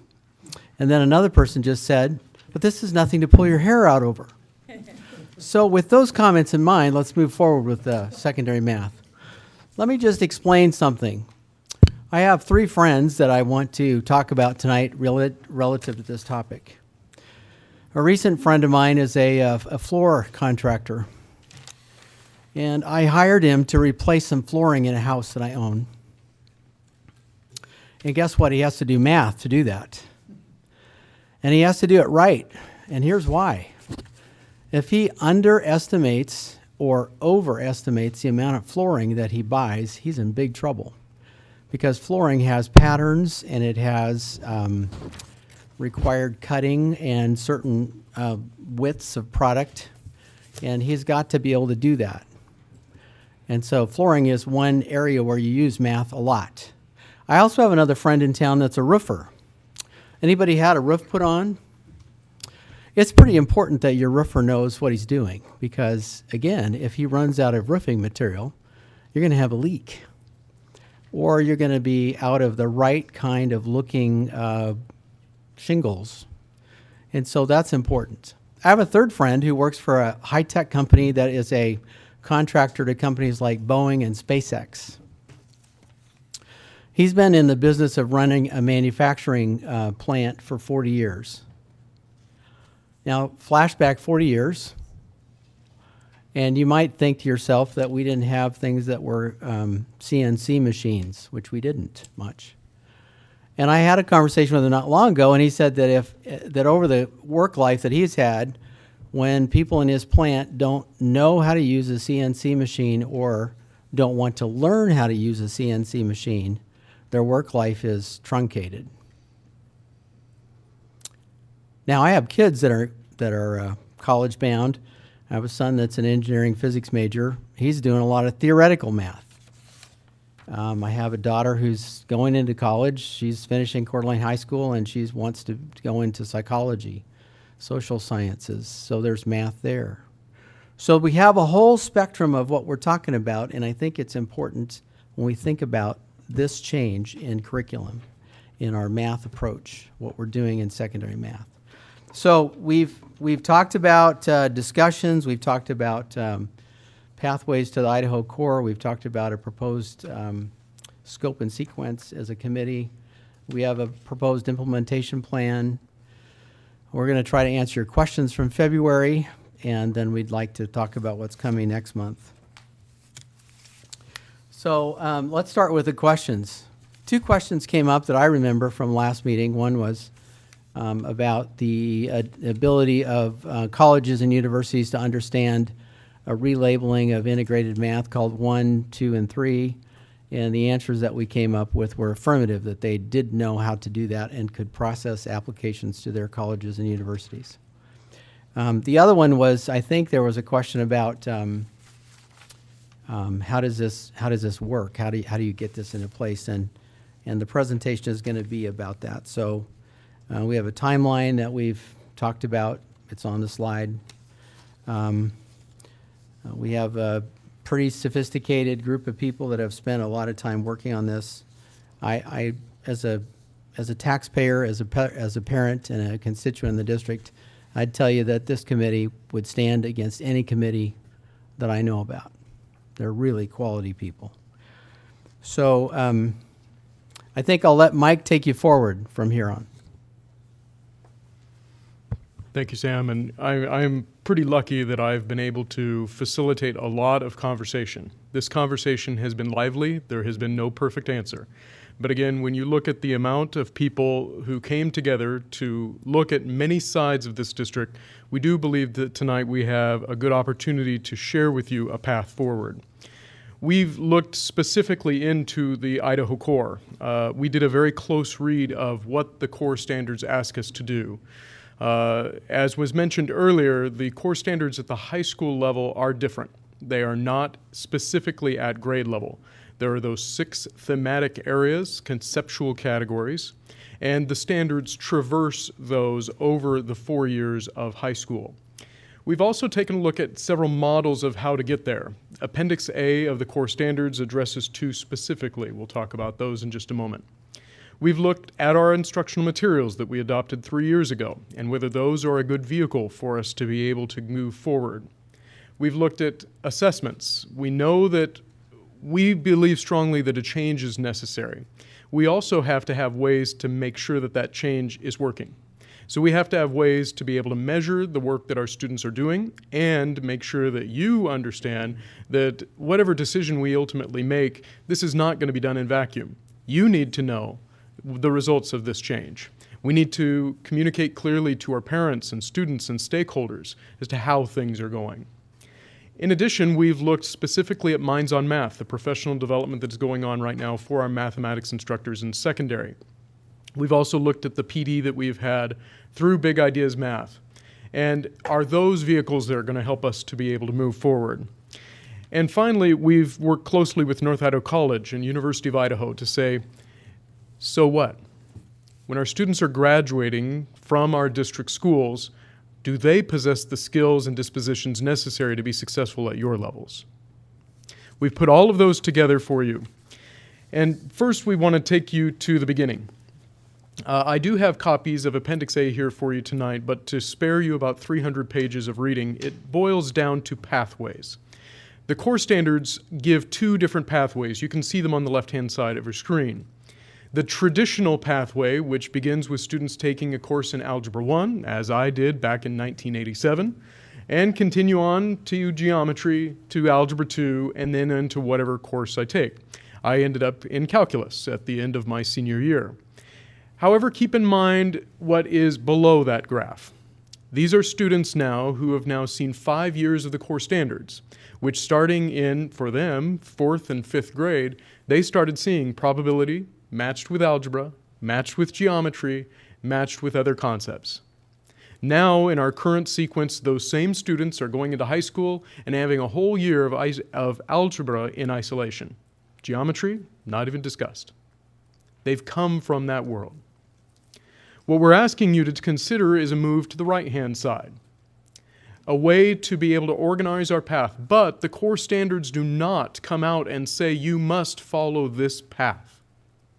You can see the 2 citations that they have, where districts are really asked to create a pathway that fits their culture, their image, and their goals and expectations as well. These goals are intended to be modular, where they can move around in collaboration with each other. Now we get to the good stuff. To be able to start talking about this, I'd like to ask our instructional coach for mathematics, Ryan Gillespie, as well as Jason Drosch from North Idaho College, up here to the podium as we talk a little bit deeper around our plan. Trustees, I'd like to encourage you to take a look at 3 pages. We'll start on page 84.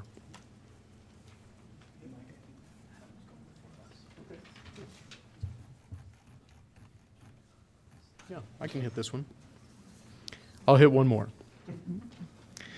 So the pathway that we have chosen at this point is to break our content, our existing standards that we have been teaching for the last 5 years, and move them around into 3 specific courses. Chair Morrisroe, you had a quick question? Just real quick, page 84, is that of the 250 pages? Yes. It's 84 of your packet, overall of your packet. At least on my board book it said 84. I'll get it for you here in just a second. It's a comparison document. I'll have it up on the screen for you. Okay. We've asked you to consider a new view of the current standards into 3 separate courses, titled Math 1, Math 2, Math 3. It is important for you also to recognize that inherent in those, we would be asking you to approve courses for Boost Math 1, 2, 3, and ALP Math 1, 2, and 3. In addition to that, we would offer ALP Math 8 or ALP Math 1 in grade 8, which would replace our current ALP Algebra 1. Each of these courses are built on the standards specifically from the ground up, with that extra emphasis on focus, coherence, and rigor. In addition, we've included additional professional development in each of these courses to narrow, deepen, and give us greater focus in our content. It used to be that when we had the textbook, people viewed the textbook as the curriculum.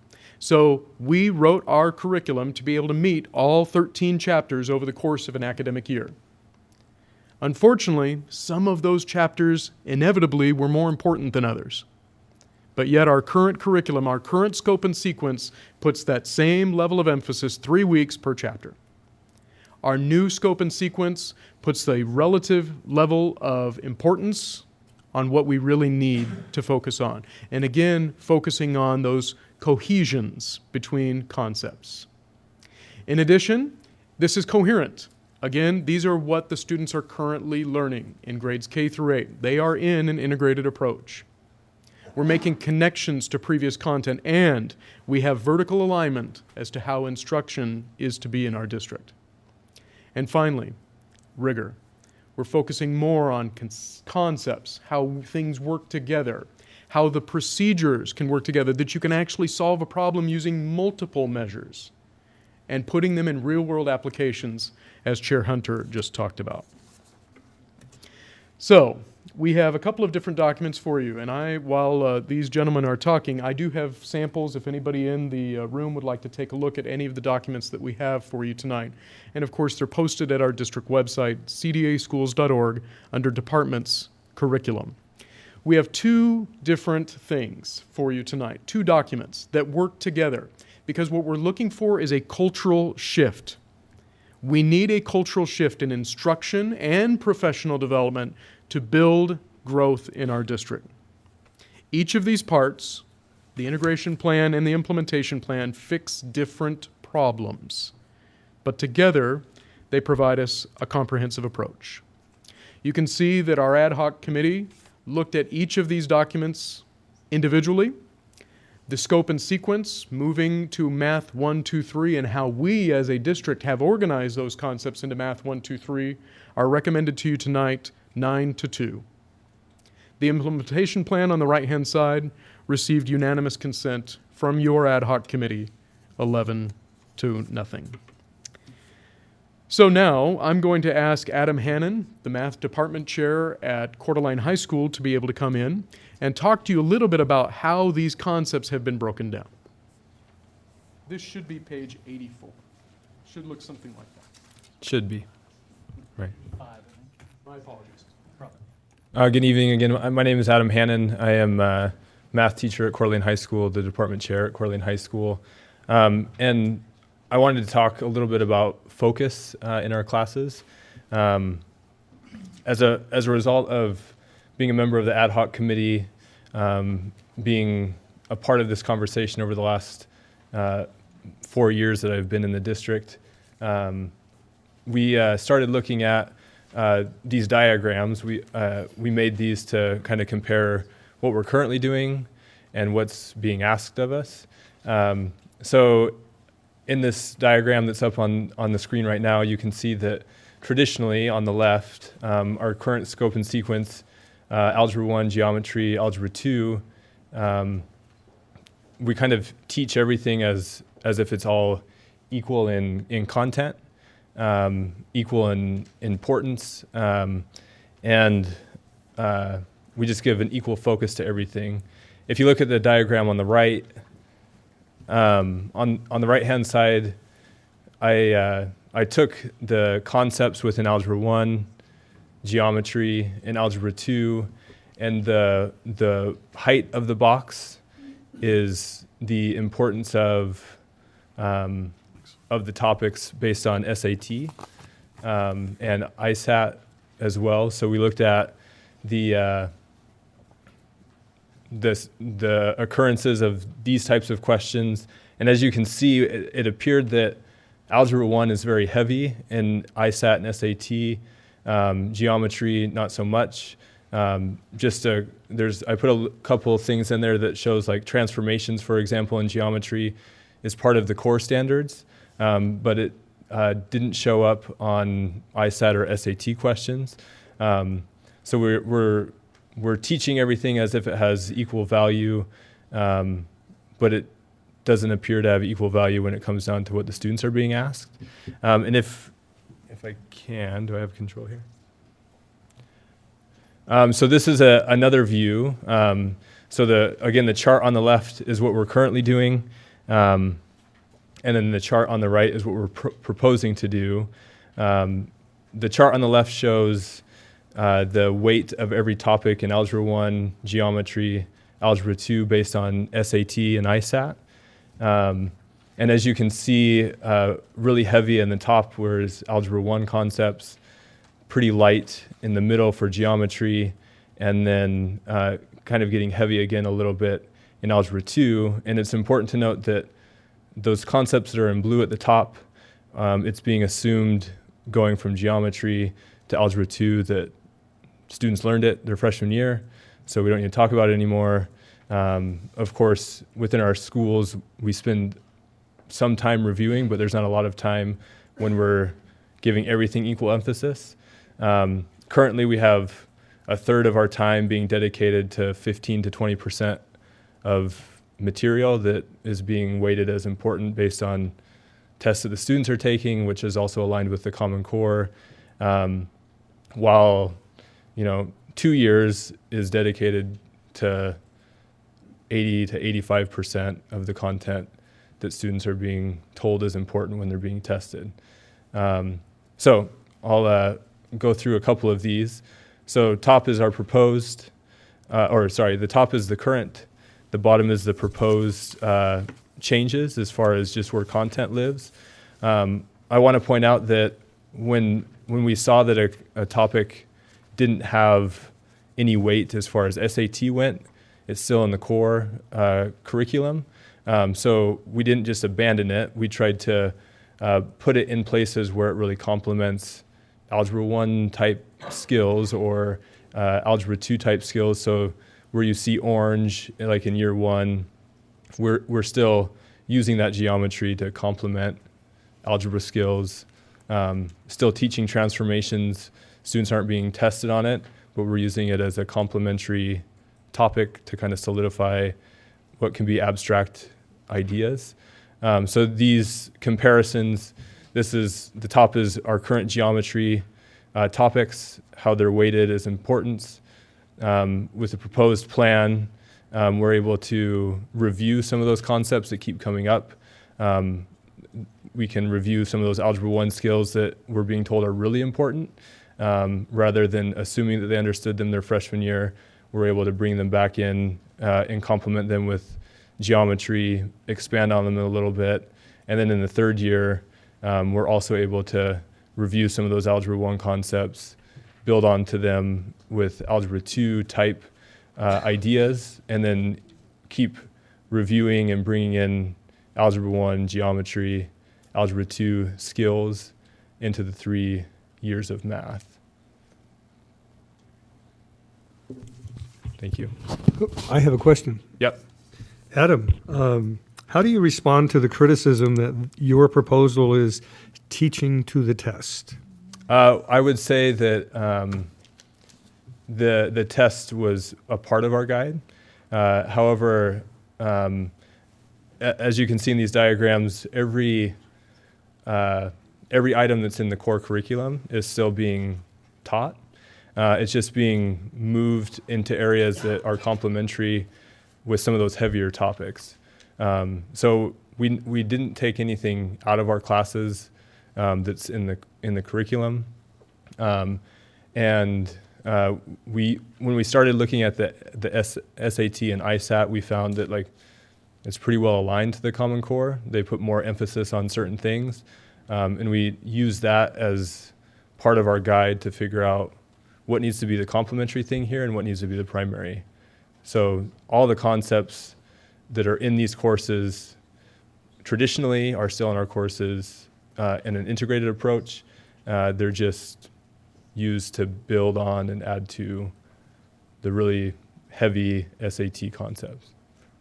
I have a question that kind of piggyback on that. You know, I was reading through the comments from your ad hoc committee, and one of the comments that struck me, and I'm having a hard time, understanding it, is, and it was, the new sequence will improve SAT scores. And so I do have a worry that our urgency is to improve our SAT scores and our ISAT scores, and really what I want to ensure is that our students are learning this material first and foremost. And maybe we can speak to that just a little bit more, because I look up here and I see we are learning less geometry, which maybe that's what the trend is, and I'm okay if that's what we're recommending, but I don't want a curriculum to be driven solely for scores. Yeah.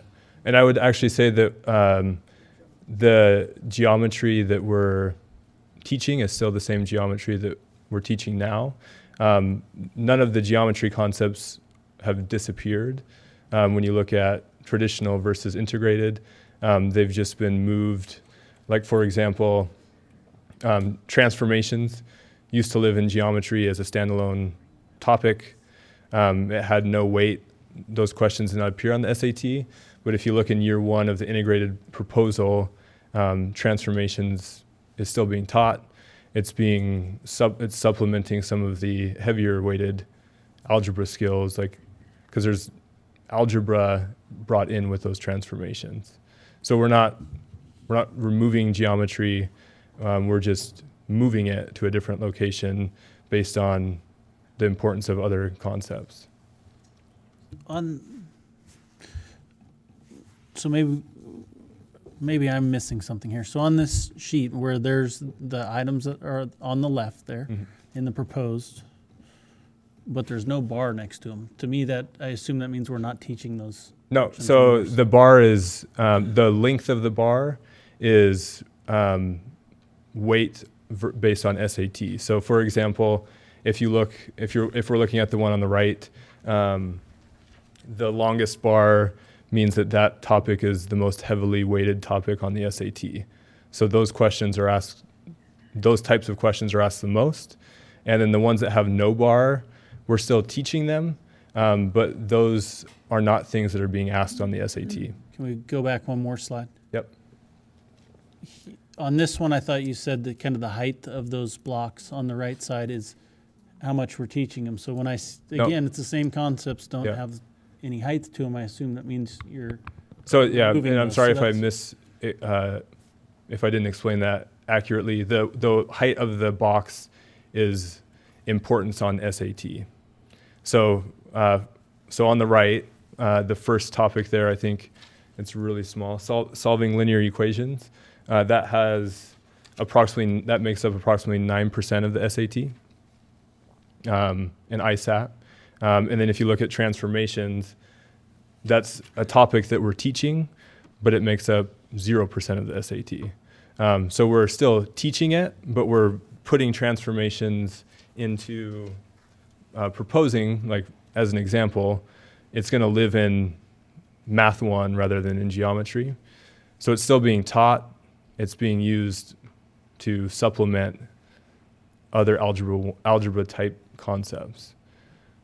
So yeah, everything that's in this list is, if it has a bar, doesn't have a bar, if it has a box, doesn't have a box, those are topics being taught still. We wanted to reshuffle them into areas where they were providing meaning for the algebra concepts. Can I ask another quick question? So if we were to look at what you guys are proposing for your coursework, and we were to compare that to, let's say, a curriculum, if we had purchased an integrated math curriculum, how would the graphs look? Are we teaching the same scope and sequence as if we purchased a curriculum? Or I know that we've arranged these according to when maybe the SAT is happening. How similar are the two proposals? I don't know if I'm speaking out of turn here, but I think some of that information is coming up later. It's coming up later, Correct. okay. So I don't want to steal anybody else's thunder. Is that right? Any other questions about the charts? Or I guess I'm just still a little confused because I thought when we're looking at the traditional, we're taking the chapters of the book, and if there's 13 chapters, we're dividing by 13. We're spending 2.5 weeks or whatever it is, 10 days per chapter. So you're looking at this one, right? Yes. Yeah. And then I thought kind of the shift is going to the right there, that now we're going to spend more time on solving linear equations because it's more important. And I thought that's what we're seeing here. But so these two diagrams side by side is traditionally what we're doing when we're teaching Algebra 1 on the left, geometry, Algebra 2, we're giving everything equal importance in the way we teach it. However, on the right-hand side, still the same scope and sequence. This is still Algebra 1, geometry, Algebra 2. But if you look at the width of the boxes, the importance of concepts in it that's in Algebra 1 is hated by some students, I'm sure. However, it's weighted a lot heavier than geometry, for example. So the amount of blue you see is the amount of importance SAT. The amount of orange you see is the amount of importance on SAT, right? So it's spread out to fill up the school year, right? But there is time being spent on things that could be complementing other things instead. That was the point of that. Can I throw another wrench in here? What if that bar said we're using the ACT and not the SAT? How is it going to look? Because some students take the ACT versus the SAT. I can't speak too much to the ACT. I know that the SAT has done a lot of work to rewrite to hit Common Core standards, and I don't know what work has been done for ACT, I'm sure. Well, I hope we would know that, right? Because it worries me because many students choose different colleges, and some colleges only take the ACT. And so it would be nice I would feel comfort knowing that, how it looks compared to the ACT versus SAT. Mike, maybe you can speak. May I make a quick answer for you? Chair Morris, Superintendent Olson, and members of the board. The piece that's finite here are that both the SAT, or all three, the SAT, the ISAT, and the ACT are all based on the Common Core state standards. What we are doing is covering still all of the standards as required by the Common Core state standards. We're just modularizing them a little bit, and we're putting them in areas where they make more sense together rather than being in isolation. And I can certainly provide that for you. We do have a roadmap to both the SAT and the ACT as well as the ISAT that will show you how the standards are aligned. Maybe not the roadmap, but I would like to see the same, analysis of what your guys' curriculum would look like if the child was taking the ACT. It just would be nice to see if we're putting this much, thought into making sure our students are prepared for the SAT. I want them equally prepared for the ACT, just to make sure we're covering all concepts. And completely understand. You can expect it next month. Yeah. How does this proposed roadmap compare to the one in West Ada County School District? West Ada County has the highest math scores in the state. West Ada uses an integrated approach. They use a third-party provider, the Treasure Valley Math Project. Again, same idea. All the Treasure Valley Math Project did is exactly what we have done. They've taken all of the standards and organized them in a particular way. Their challenge in West Ada is that they have no core text. It's a series of online resources that they have used together, and I can't tell you specifically that they use it completely with fidelity as well. They've put more emphases on one unit over another. But you're right, if you look at the 5 highest ISAT scores in the state of the large districts, they are all using an integrated approach. But each of them are different. They use different curricula, different providers, different teachers, different students, different expectations. There's not one size that fits all. Could we also see a comparison between what you guys are proposing and what West 8 is doing, since we're not Absolutely. reinventing, yeah, I mean, this is being done and they're successful. It'd be nice just to compare kind of how they're doing it. So noted. So let's dive into what these courses would look like, Math 1, 2, and 3. Here are both Ryan and Jason. Thank you. So just as a refresher, I'm here as part of the representation from the community, but I am North Ireland College math faculty. I'm also the division chair representing math, computer science, and engineering.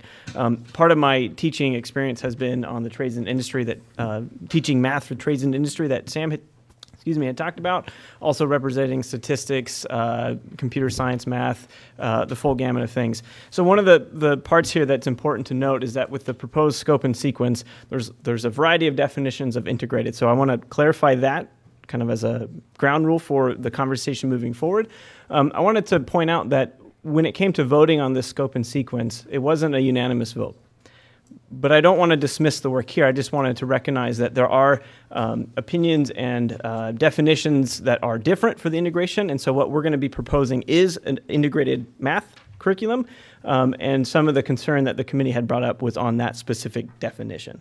So as we move forward, we want to very clearly identify what we are proposing and show that it is an integrated approach. And it does reference against the Treasure Valley Math Project, if I said that correctly.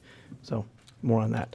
Kind of the idea here with the integrated approach is that you can go one extreme to the other. You could take an existing set of curriculum and you could shuffle the chapters. You can go as extreme as taking each individual lesson and integrating it with the next one or the one previous to it.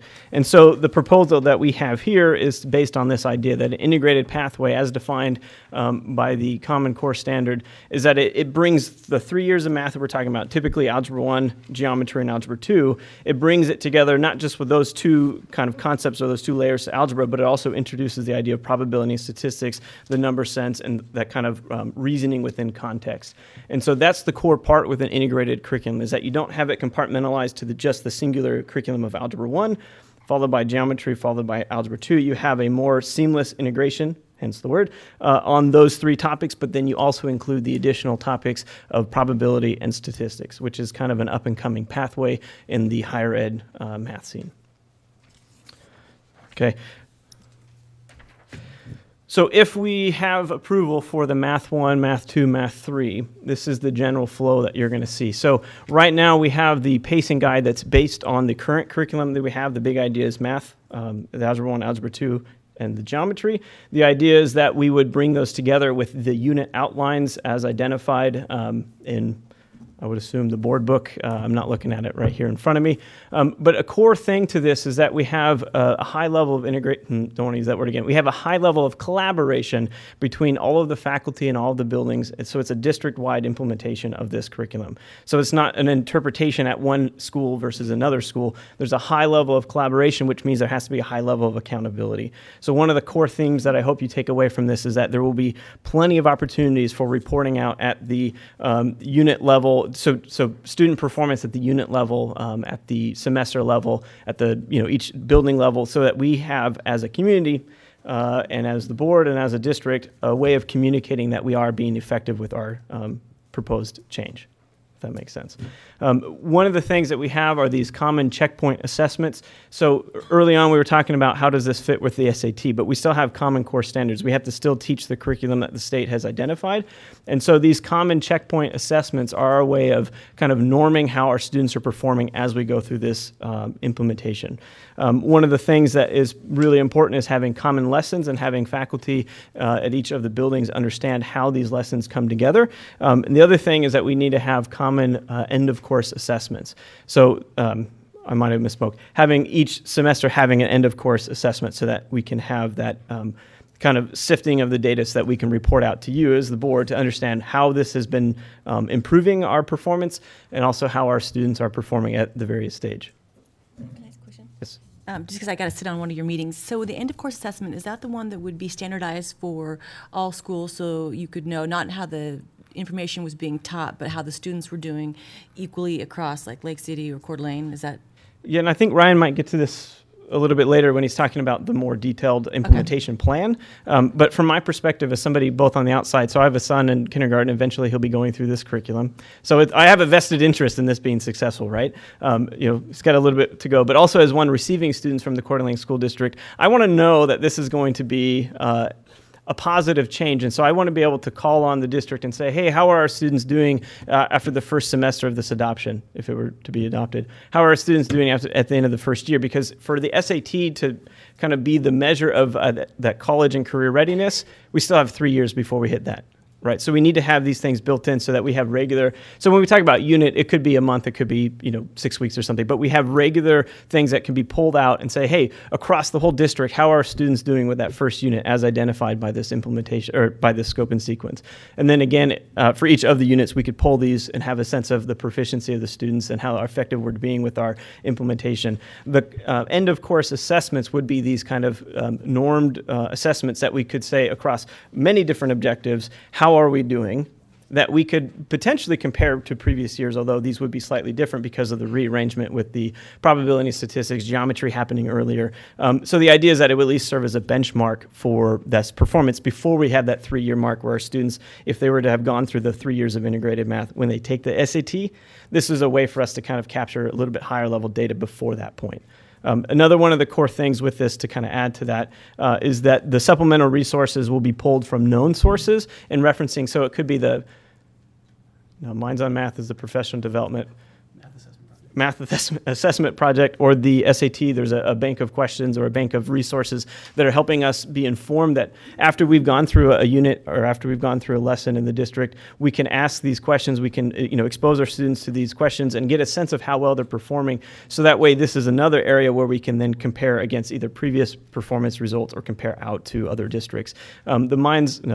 The math assessment project, these are high-level interactive assessments that then would have a high level of collaborative kind of professional development supporting them. And again, these are another tool that we can have that kind of that transparency to anybody on the outside. Hey, how are our students doing at whatever the particular, on graphing and quadratic functions? Well, across the district, 83% are meeting the proficiency standard. Okay, so this is a change in the culture and kind of a change in the perspective on how we are able to answer those questions before we hit those high stakes, SAT or ACT placement exams. Ryan? Well, thank you for letting me speak here. So part one was really about using our resources strategically, the textbooks we have, the curriculum materials we have. This is the part I'm pretty passionate about because this is about investing in our staff strategically. What is the capacity we want to develop in our teachers to make this work? So I want to just talk, I know we're kind of pushing time a little bit, but I want to talk about the implementation plan that we've put together. Did I move that? Anyway, I guess it'll be fine. There we go. Because again, this is my passion. Helping, that's what I'm hired for, is to help foster professional learning for our teachers. And the thing that stands in our teachers' way, especially if you're an Algebra 1 teacher, I'm going to go back to what Adam shared, you've got 1/3 of our time is being dedicated for about 10 to 15% of the content. When you throw that the other way in the algebra courses, you've got 66% of our time dedicated for 80 to 85% of the standards. So you're putting a tremendous amount of pressure to cover very, very quickly. And that pressure to cover and move quickly through a textbook, that's a big enemy for quality instruction. So what part one is sort of the reordering, putting the correct emphasis and giving the time to go deeply on those key ideas, which opens the door for part two, this implementation plan. And I'd say there's two big things that this plan is going to do. The first is building the capacity in teachers, and I'll kind of share more about that. And the other thing is we don't take this lightly. In terms of we did create that scope and sequence, and so we believe there should be accountability measures both for us as the professionals and then also the student learning. So those are the two things I kind of want to highlight for you. I'm also excited to share this because it was really neat to see how many minds went into this implementation plan. I created a bit of a draft, It went to all of our high school administrators, along with our department chairs, with a group of teachers, with Trina, myself. It went to the ad hoc committee after that. Then Jason and Jason was kind enough to sit down with me and share how NAC's been wrestling with this. Went back to the ad hoc committee, back to principals, and I believe the product you have in front of you, and I apologize that it's really lengthy and very detailed, but I believe it's a pretty quality plan for how we're going to accomplish this. So, if you look up there, we already talked about the stronger materials.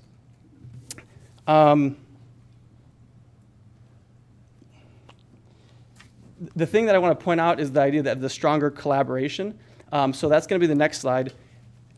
I know you've got a lot of pages. Am I doing that? Booth is. Oh, the booth is, sorry. People in the booth. Can you go back one? He's anticipating. Okay, so here's what I want to just point out really quick, because there's a lot of information in there, and I know it's a lot to digest. The first thing you're going to see, and it's that back thing there, is sort of the long-term plan. So over the next 3 to 4 years, what's this going to look like for the implementation? Then we really, in a high level of detail, spelled out what is Math 1 what does the implementation look like for Math 1 and the Math 1 teachers. So that's where it stops, just for your own sanity, because we're already at 10 pages and we figured that was probably going to be hopefully sufficient there. But what you're going to see in there is a couple of things. We really took the time to highlight who's leading each of those pieces. We weren't leaving that up to chance. We were earmarking who's going to be in charge of these things, who's facilitating. What are the desired outcomes? So that's where the accountability measures come in. Like, we want to, at each step, we should be able to define what is the outcome that we're after. Again, we're not leaving it to chance or that we're just hoping for it. And then also, what's the cost of it? How much time are we anticipating? And this is where, like, each layer of thought that went into it, I think we got more and more clear throughout. So as you look, please, like, look at the detail that we provided. It's not perfect. We know that. But I think this is a pretty, as good as any effort I've seen, and I've done a number of consulting things with a number of different districts on similar adventures, and this is a pretty good product for how to move forward. So, okay, I'm ready. Yes. Okay, so a couple of key features to point out. One is that we really want to invest in the local leadership of a Math 1 team. So you're going to see that each of our buildings is going to have a Math 1 lead, along with a building administrator. That little pair is going to lead that Math 1 team throughout the year. Once a month, they're going to get together in their buildings. We have the time. We just want to use it with more strategically. So the building administrator, the Math 1 team lead, they're going to start looking at data. They're going to start looking at those common lessons. We're going to make sure we make the most use out of that 1 hour. If you go down one more to the math retreat, once a quarter, we're going to regroup as an entire district Math 1 team, again, reflecting on data. Are we being successful with this? We do not, for any reason, want to wait 3 years to find out if we're being successful. We want to check every quarter to see how we're doing. And then we also want to plan. Trustee Hearn and Trustee May got to experience a teaching lab at Lakes Middle School. We want that professional learning to carry forward as part of those retreats. We also want to make sure those Math 1 leads, we want them to have a common prep. Our building administrators they committed to us that we're going to have a common prep so that little Math 1 team, the leads, can be a team across our district so they can be checking in with one another. They can work with myself in terms of what does good facilitation look like. So we'll be working there. The admin activities, I know we're running out of time, but you'll see it in there. There's activities for administrators about how they're going to be. We're going to try to deepen their understanding of quality math instruction as part of this, and then one initial, before school starts, the big kickoff, so that every Math 1 teacher knows exactly what's going on throughout the school year. So my last one, and then I'm done. Sorry, I'm talking quick. I just want to be respectful of time. Do I go? You can. Oh, okay. Sorry. So here's the 3-year. I just want to point out, notice, there's going to be a focus. We're going to focus on Math 1 next year, should we get the proposal. The reason that we're investing in that local leadership is that's part of the continuation plan. We want to invest heavily in one team so then it becomes self-sustaining from there on out. Obviously, there'll still be other involvement from administrators and myself as a coach. But then the next year, Math 2 becomes our focus. And then the next year after that, Math 3 becomes the focus. And we're going to be doing the curriculum and assessment, that really fine-tuning of those curriculum documents the year prior, So teachers have that material in their hands the year or before they leave that summer for that course they're teaching next year. So again, there's still things that we have to work out, but you'll see all those details are laid out in that implementation plan. I think that's all I got. Can I say something really quick, Ryan? I wanted to thank you. This is an outstanding implementation plan, and you've spent in the committee a lot of time on it. So strong Thank work, you. and thank you. Two quick questions. I You promise betcha. I'll be quick. Just as I've been watching this, things that have popped into my mind, and you probably already accounted for it, but how are we going to accommodate for charter students transferring over from 8th grade to 9th grade? They will be ready for Math 2, so there'll be some sort of bridge, I imagine, or we'll assess, information they might have missed in Math 1 and get them ready for Math 2. And then the second question would be students that transfer in from a traditional district, mid-high school, how do we integrate them into our integrated math program? And you don't have to answer me tonight. I just Those are good thinking about this. considerations.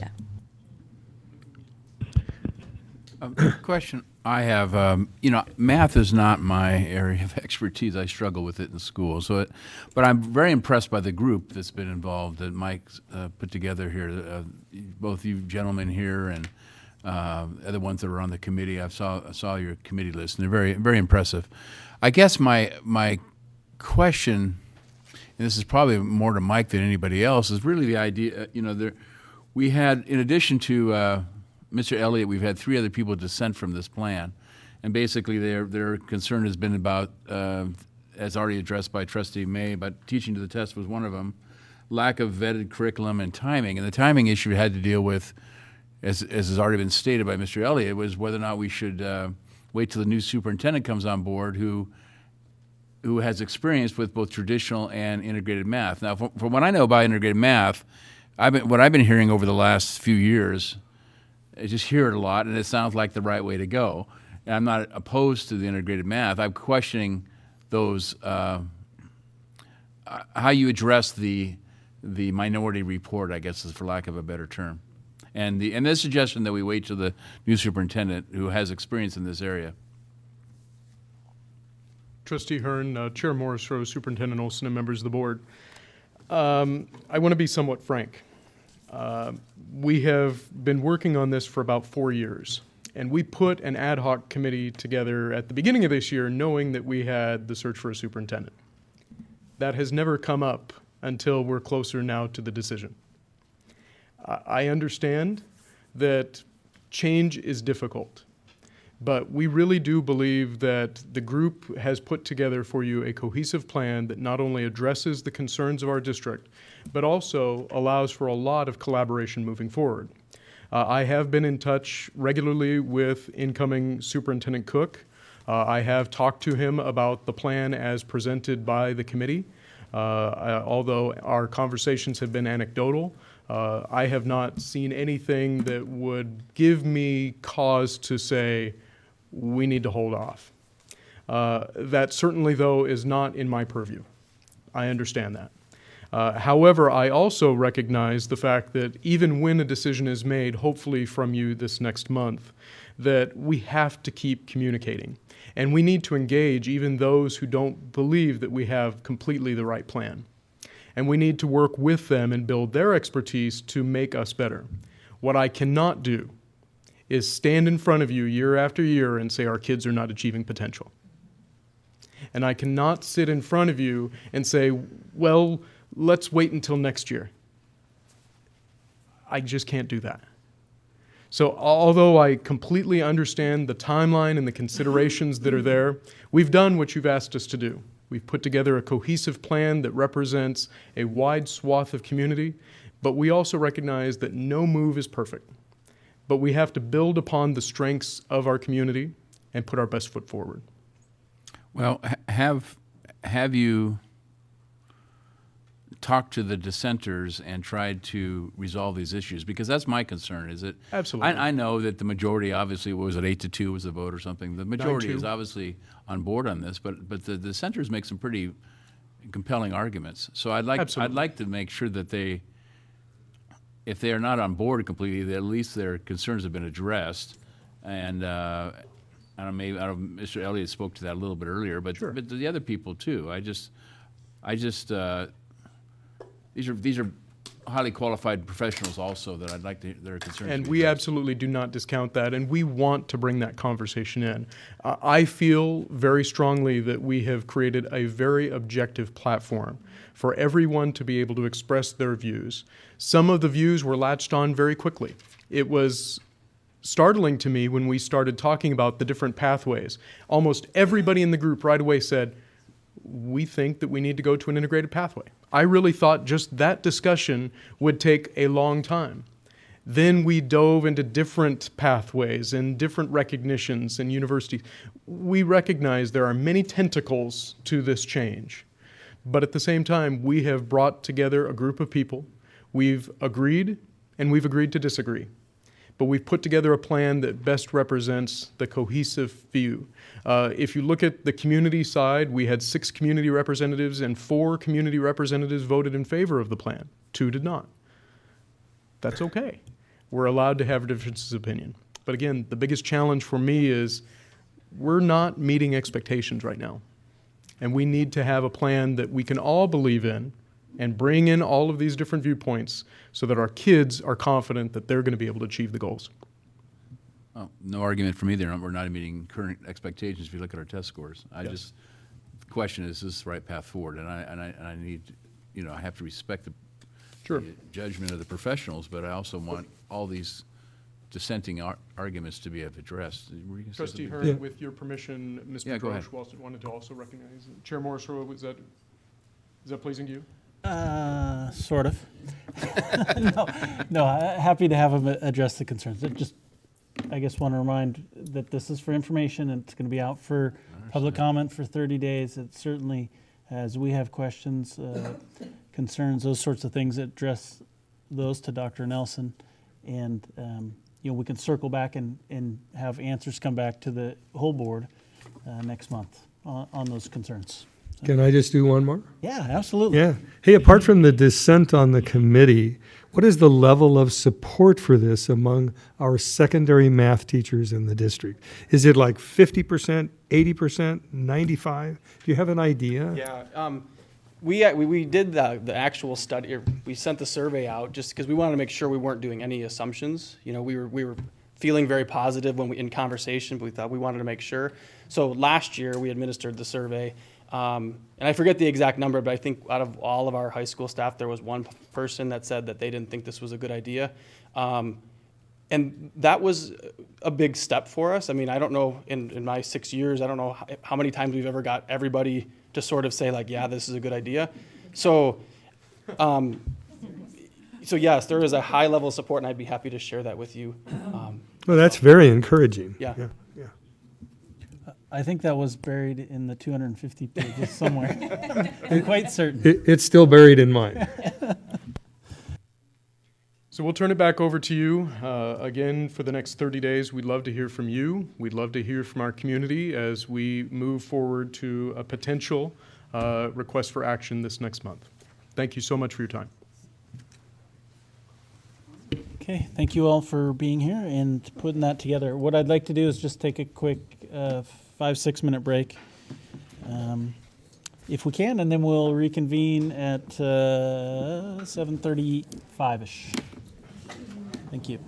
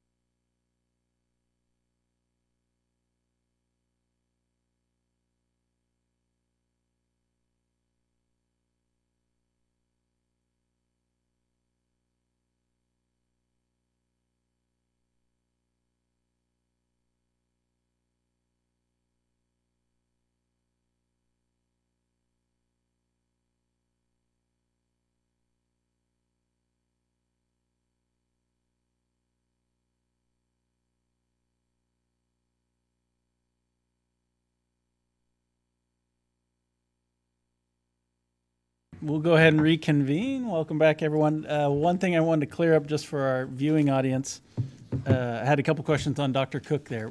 One, at the State of the District, he's still going to participate in that via Skype or whatever they're going to do there. And two, he is still coming. I think someone thought I meant he's not coming ever to our district. So yes, he's still going to be our superintendent. Okay. Where were we? We must be on item D, which is a new course proposal. Guess who? Dr. Nelson, yes. The star of the night. I probably could. Chair Morrisroe, Superintendent Olson, and members of the board, much to my chagrin, we created a little problem when we moved social studies out of the humanities and into the social studies elective. This is a good problem, though, because it's allowing us some creativity, as we had talked about in our proposal.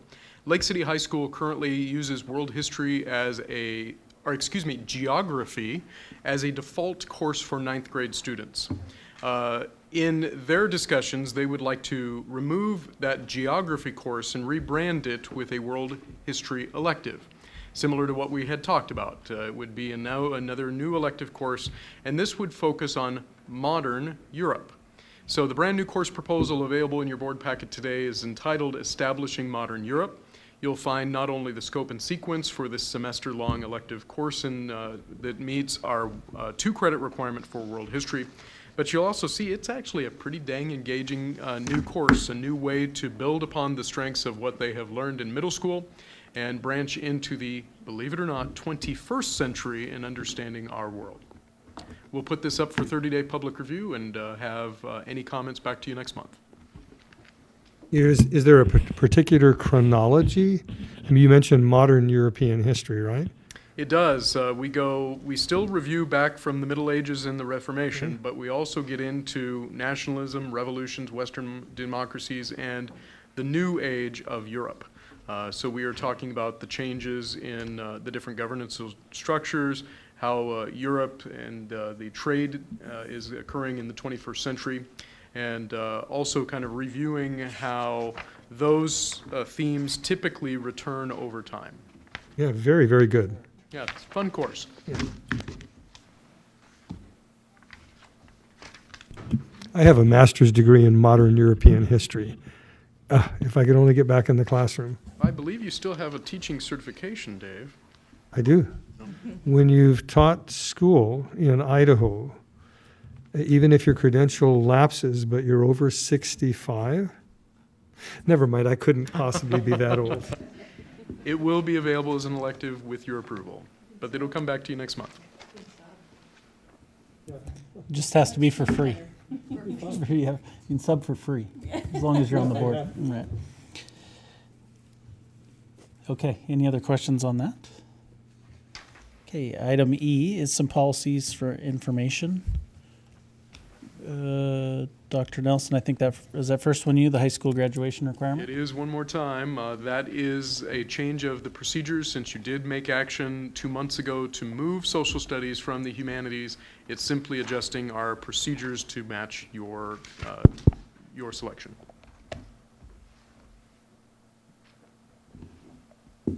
Okay. And the certificated personnel and admin personnel evaluations? I think I have those. Okay. Both of those are changes made from suggestions from the State Department of Education and Idaho School Boards Association. We sent our evaluations down in the fall, and we got some redlined, I guess, requests from the state to make changes, made the changes. I did send that down to them a couple weeks ago, and they actually approved all of those changes. So we now meet their expectations.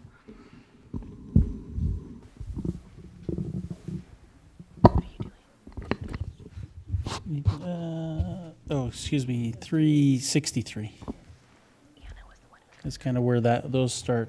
I have a question there, but my computer crashed, so now I don't know what my concern was, but I made a note. The very bottom there.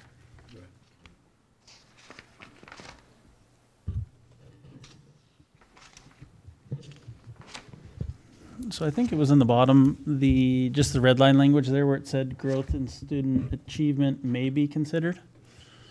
And I think I was questioning why that's may. I mean, if we're evaluating. The state wanted us to have it in there as a possibility that we could use.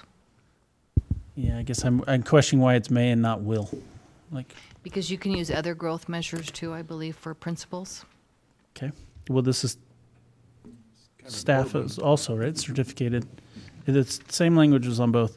And then the other one, I just questioned it. It was on page 365 and 375, where it talked about it would be reported to the state. I'm going off my memory here, so I don't know exactly Right, what the it was. reporting Yes. paragraph.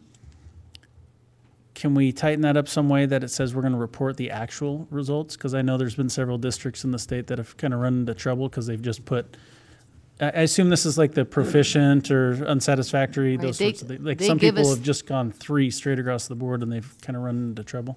Oh, when they've no, reported to they the give us state. a spreadsheet, and we have to do per line, per person going through each evaluation. So we're reporting our actual results. Yes.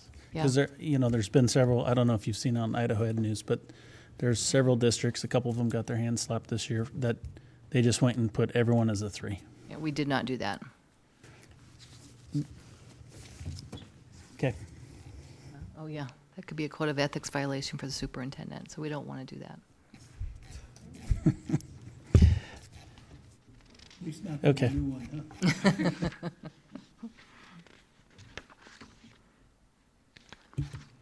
Okay, any questions on those?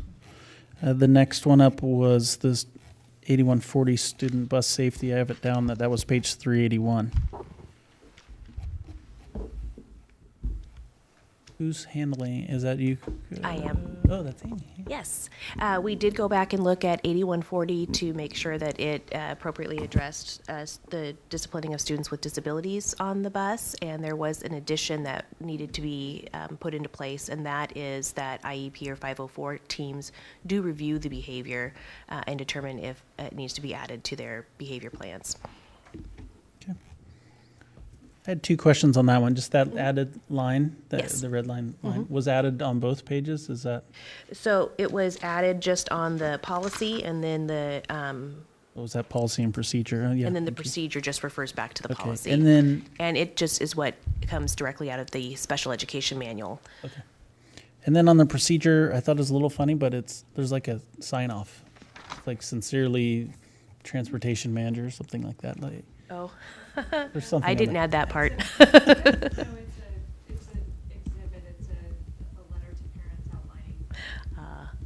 Okay. Okay. I thought I've never seen that on a policy before. Mhm.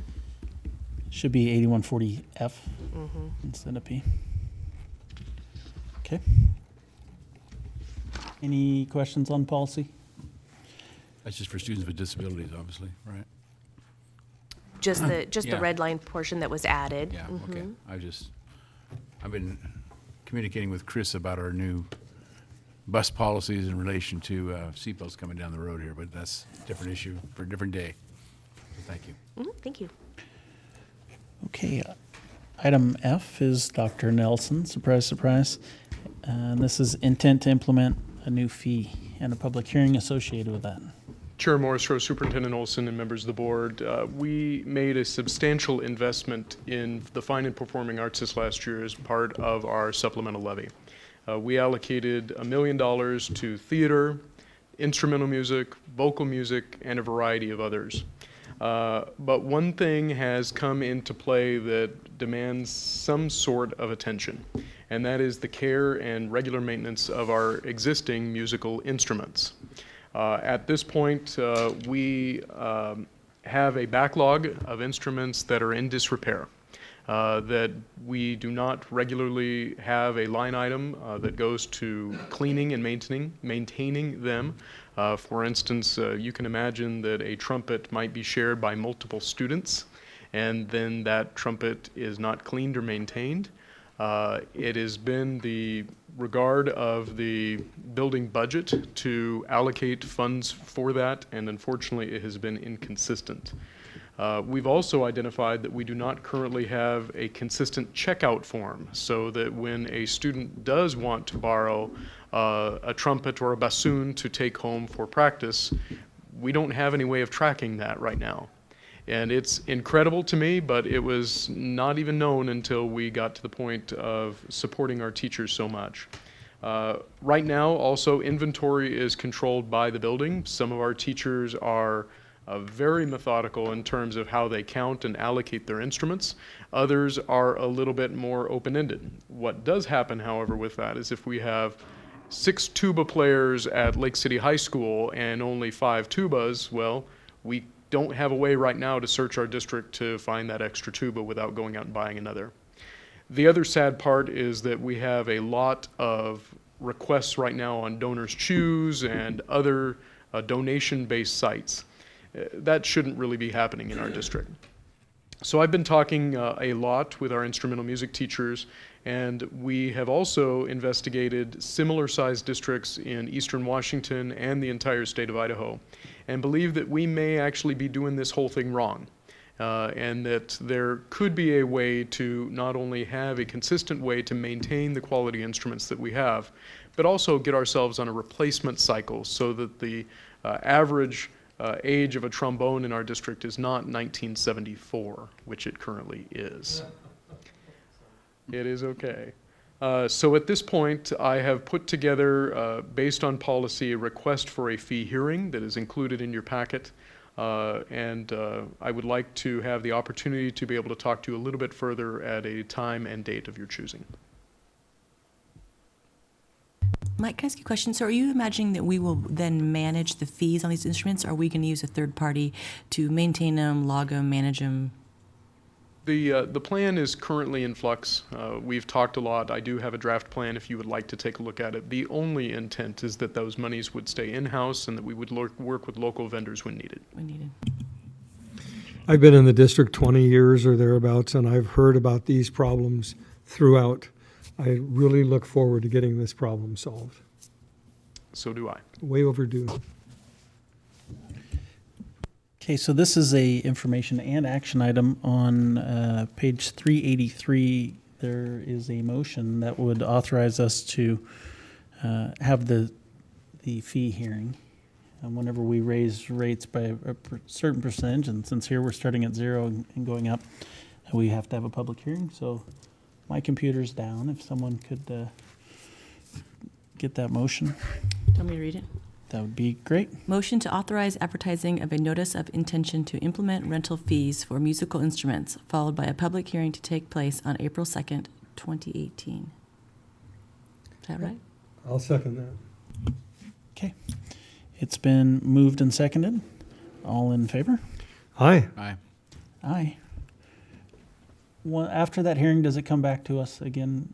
Correct. Dr. Nelson? That will be only for information next month, and then Okay. it will come back to you in action after 30-day public comment as well. Okay. So we would be looking To be at possible continued. implementation in May. You'll at that point have some specifics about the costs involved? Yes, sir. In fact, I'm meeting with your approval this evening to move forward. I'm meeting with the math department next Monday, and they've already received a copy of the draft plan and the documentation from other districts, and we're going to isolate really what is that dollar amount that we think is going to be appropriate, and what do we need to do to make sure that we're getting back on track. Probably the music department, right? Music department. What did I You say? said math. Math. Oh, boy. Yeah. That would be the Fine and Performing Arts Music Department. We knew what you meant. And you said also before, I think you said that there'll be scholarships possibly for kids that just can't afford it, but still want to play an instrument, right? The most important thing that we want to encourage is we want kids to still play music. We do not want a fee of any size to be a deterrent for a kid to want to play an instrument. So absolutely, the current plan as it's in draft form would address that.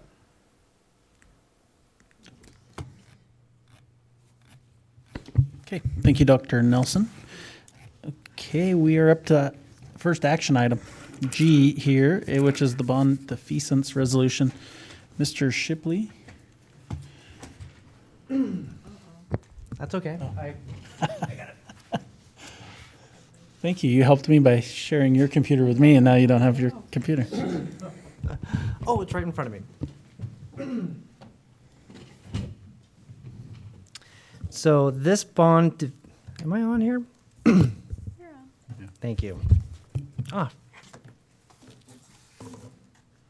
Bond defeasance resolution. So we need to pass this to be part of our programming to actually go through the bond defeasance. We can't just raise our hand and say we're going to do. We have to follow protocol. So luckily in our audience we have people here who have helped us through this process. So if there's any questions, we have experts here and also myself here too. And essentially what we're doing, this allows us to make future bond payments today. We have a certain amount. We have 750 done 3 times. Put it here. So it's about $2,500,000. And the purpose of this is it'll save the district, specifically the bond payers, the tax-paying interest. And so that's one of the major purposes of doing that. We have collected, Idaho code allows us to collect a certain number of months, and so we have filled up that bucket. And so the subsequent years, we could not go out and collect anymore as far as paying down our bonds. So it helps us also keep that levy rate at more of a constant versus it dipping down and putting some volatility in it. So main purpose, saving on interest cost. Secondary effect is evening out the bond levy rate. Any downside at all? Okay. Any downside at all? The downside for doing this would be, boy, if you didn't have to do all this paperwork, would be one. There is some cost to do this, but the savings on it, it's night and day savings on it. So I mean, we do pay our professionals to walk us through this process, but the savings on it is hundreds of thousands of dollars. So I don't see any downside to it. And we've already discussed this, correct? Correct. Yeah. Yeah, we had this about 2 months ago, I believe, that they were here, and I believe it was Mr. Herringer was here then, from Piper Jaffray. Mm-hmm. And today's Michael Keith, thank you, Michael, from their office. Michael, I had a question. If we go ahead and defease all of the bonds as the agreement says, when's your estimation that we'd be able to run a bond again in keeping our property tax levy rate flat? I know they talked about it last time, but it was still uncertain, and they kind of wanted to know a little bit more information. Yeah, so if I understand the question correctly, so that the 2 goals that Make sure you're on the mic there, please. Sorry, here we go. Can you hear me better? Yep. Okay. Trustee May, so I think if I understand your question correctly, I mean, one of the ideas here is that, the district's tax rate, total tax rate, so not just the bond rate, but the total tax rate. So when you include your supplemental and other levies that are involved, there's been some volatility in that tax rate, as Mr. Shipley has pointed out. The idea is, how do we stabilize that tax rate, provide something going forward that people can count on? Under Idaho law, the bond fund, when you talk about downside, there's really nothing else you can do with the funds, right? Under state law, when you get a bond, you're allowed to collect this tax dollars only for the repayment of debt, right? So if it builds up into this 21-month levy that Mr. Shipley was speaking about, what happens is you have to deduct it in future years, which forces that tax rate down. But then once the money's gone, then it has to go back up to repay the debt. Under this scenario, what we're saying is the option is there to instead pay debt off sooner, which puts the district in a better position if there are future capital needs that are coming down. Do you have a guess on what year that might be? I think we had been talking like 2020, 2021 potentially, or? The only reason I ask is Long Range Planning is getting ready next year to work on a recommendation, and they're curious about what you guys are suggesting? Yeah, so I think that that's always a loaded question. 'Cause it always depends on the size, right? So if you say, 5 million versus 50 million, that drives kind of what's the affordability, right? What's my tax revenue coming in? What's my projections? But, looking at those analysis in terms of your bonds, if you pay these off sooner, I believe the 2012 bonds pay off in about 2025. We're paying those down sooner. So, sometime in that time frame, depending on growth, and sometime between 2022, 2025, there's certainly the option there to have to layer in more debt. Again, it depends on the size we're talking about and how quickly you can do that, or how long you have to delay that versus that stable tax rate and how much growth we get in that market value. Perfect, thank you. I think what we can do, and I know they can do it because they've done it for us several times, but just as we move, trying to think when we have our next tax assessment. I guess those were just completed a few months ago, right?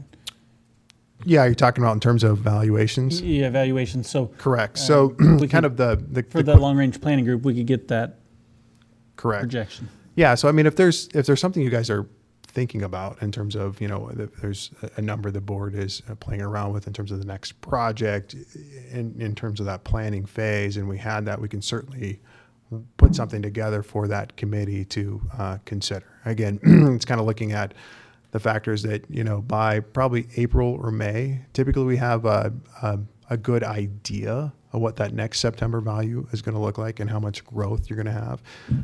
As you will probably know, the district's had some pretty strong growth coming out of the recovery, which is helped with a lot of the plan with the last bond that we put in, the change in the supplemental where you guys increased that, and has helped with even lowering that tax rate a little bit from 238 to down to 231 total tax rate that you guys have in place. But certainly, if there's a desire for us to put some analysis together, we can do that. Yeah, and it might even be beneficial. We could probably wait till maybe the start of the committee next year. We're getting ready to wrap it up for this year. But yeah, I'll definitely get in contact with you. That would be great. Happy to do that.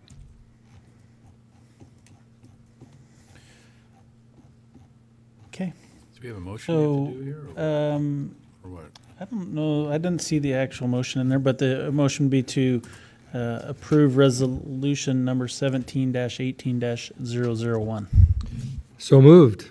Okay. We don't have to read the whole thing, right? We do not have to. Used to in the past have to read these things, it seemed like, anyway. You can read it on your own. Oh, I'll second the motion. Okay, it's been moved and seconded. Any further questions?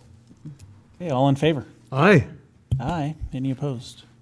Okay, motion carries. Ms. Town, thank you for being here. Mm-hmm. Thank you. Our condolences. Okay.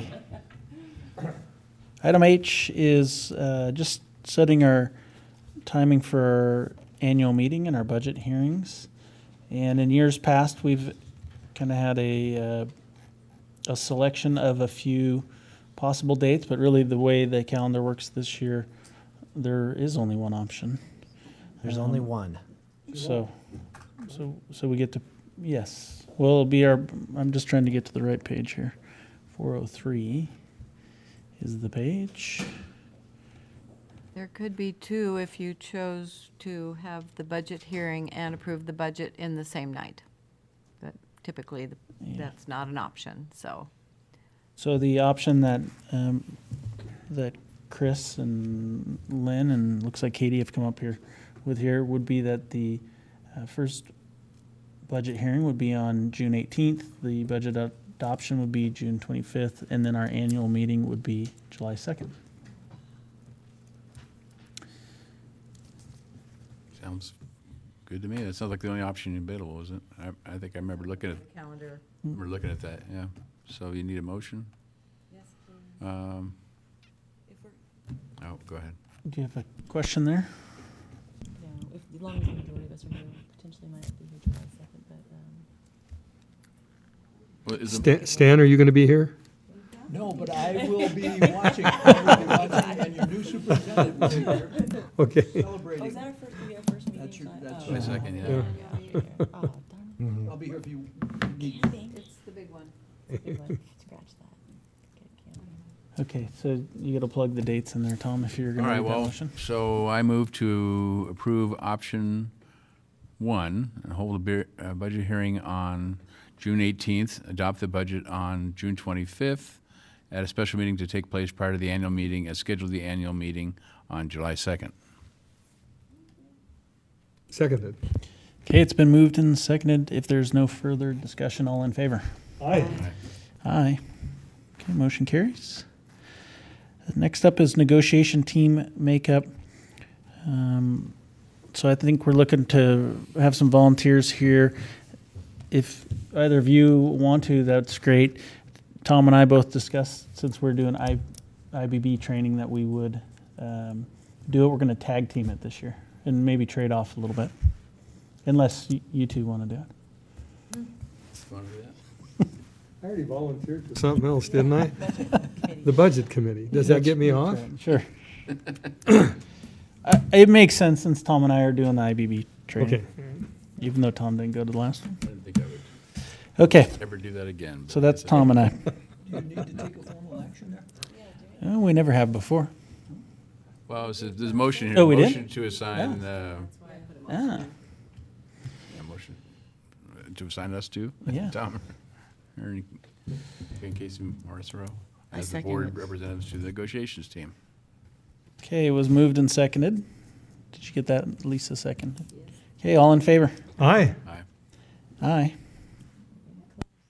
Okay. Oh my gosh, I even forgot about this one.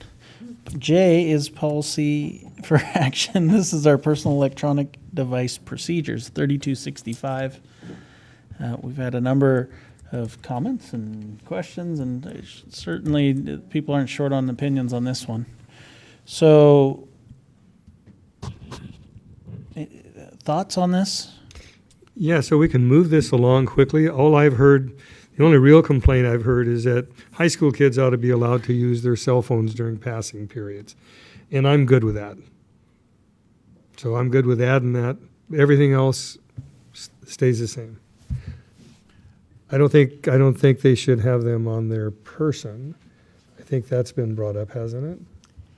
Yeah, I mean, we voted that in the policy last week, or last month, so we're looking at the procedures portion here. And they had that chart on a page. I interpreted some of the issues with the procedures as that was going to be difficult to enforce. That teachers felt uncomfortable having to peruse or look at back pockets and hoodie pockets, so that was an issue.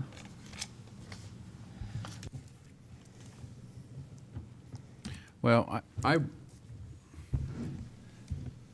think something to say here. I read over this, all those comments. This was interesting. Spent quite a bit of time trying to understand this, and I don't think there's any expectation that we search students.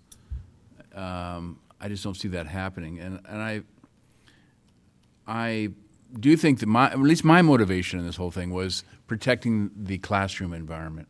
What if I guess I'm kind of seconding what Dave is saying. If the school decides, as Troy kind of spoke to, to have kids be allowed to look at their phones in passing periods or lunch hour or before or after school or whatever, I'm fine with that. That's a school decision. My issue has always been protecting the classroom environment, and I still, when I've thought about this thing, if we remember, we go back in that survey, we had over 2,000 responses. And from my reading of this, this is huge generalities. But essentially, my memory of that was the students wanted very little or no controls. The staff wanted some level of control. And the parents were all over the board. Some of them wanted to support the staff, saying, yes, we should control school cell phones in classrooms, but I want to be able to reach my kid anytime I want. So with over 2,000 responses, we're not going to make everybody happy. We're not going to make everybody happy, for sure. And this whole, and I did read the ones of the staff and the letter from the Coeur d'Alene High School staff, which I thought was all well written. I agree with the first part, the part about they should have them in passing periods. I'm not, I'm not in favor yet of of changing the idea that they not have the cell phone on their person. I think that was one of the things we argued about and discussed for a long time. And I think we need to give this a chance to happen. You know, change is hard. It will take some time, I think, to change the culture over there at the schools. Take some time but I think if the policy is uniformly enforced, over time the students will realize that they just don't have their cell phones on them while they're in the classroom. And that's going to take some time. And teachers are going to have to uniformly enforce the policy, kids are going to have to get the message that that's the way things are going to be from here on out until we change the policy again, which could happen in a few more years down the road the way this has gone. One more thing is I think the issue about the consequences of the violation, I think we can look at that again. I mean, there were some suggestions by some of the staff that we have some fines instead of some of the consequences we have in there. Maybe, Seth, you could speak to that if possible. What do you think about that? I think that's probably not a bad idea. I figure if a person can afford a $1,000 cell phone, they can afford $20 or $25 to get their phone back if they've violated the policy. Go ahead. Dr. Cottle may have to help me out with this one because I'm unaware of any other situation where we charge a student a fine as a punishment for violating a policy or procedure. Okay, that was something the staff. Did you read the comments by the staff? I did see that one. I thought that was a good idea, but if it can't be done legally, then it can't be done. I sort of took it as being a little bit tongue-in-cheek, how I read that comment. I mean, they made a comment later on that made me think it was somewhat in jest, but I could be wrong. But yeah, I'm unaware of another instance where we charge a fine as a disciplinary measure. Okay, well, is that you want Dr. Cottle? Maybe she can speak to that. I think we would have to research that. I really don't think legally we can do that. I mean, we had that legislation on well, we had some opinions on, and from the Jokey case where we couldn't, charge kids and fees for instruction. We could do some research, but I'm pretty sure that it wouldn't be legal. Okay, well. I mean, we have a hard enough time getting students to be able to pay their lunch. That's fine. I was just bringing it up because the teacher brought it up, and I thought it was a good idea. But if we can't do it, we can't do it. I'm willing to, certainly accept your expertise on this issue. But the bottom line, as far as the procedures, I like the procedures as you did them, as they were rewritten, and I'm not willing to change the off the person. First, let me help you out there. We're not noticed to look at the policy. We're only looking at the procedures today. So procedure talks about not on their person, right? It says it's just three because the different places, so that's where procedure is following the policy. Right. So I'm just saying we that approved the policy last month with the wording not on the person. Okay. Well, then we certainly could look at that again, but we'd have to notice for that and bring that back. Tonight we're looking at the procedures. Yeah, that's fine. I'm happy. So I heard Dave mention changing passing period to at principal discretion, like lunch is there. Would that be only at the high school level, or at the high school? And currently, the way it is, lunch is at building discretion at middle school and high school level. Well, I should think high school would be the limit. You don't have middle school kids interviewing for jobs and trying to get across town to a soccer tryout or whatever. I think it's a more valid concern in high school. Okay. So if we didn't want to beat this thing to death, there could be a motion that said we approve the procedures as presented with an edit of allowing passing period use at building discretion at the high schools. Works for me. We're still creating policy that's unenforceable, and I'm rereading all these comments, and almost every last line says this policy is unenforceable. So we're working forward. I know you don't want to amend the policy, which is fair enough, but primarily, and maybe some of our administrators can speak to that, but I think there's some real worry by some principals and staff that they can't enforce this policy, and they don't want to be searching hoodies and back pockets day in and day out. I agree cell phones should be powered off, but how best do we create a policy that lasts and is enforceable? And I have worries that this policy is simply not enforceable, or the procedures, so we can, because even the procedures aren't enforceable. Can I address that? I mean, I think then this, I guess, is my opinion on those comments. And I did see them there over and over, but they're all from one building. And what you didn't see is those comments from any other building. And this policy essentially is in effect in every elementary school, which I know is different than high school. It's in effect in every middle school currently, other than Lakes, which allows phones at lunch. So it is enforceable because we're doing it currently. I'm just discussing where the Right. phones are located, on the Right. person or in a backpack. And Venture also is, basically using this same form. I mean, I hear what they're saying, the uncomfortability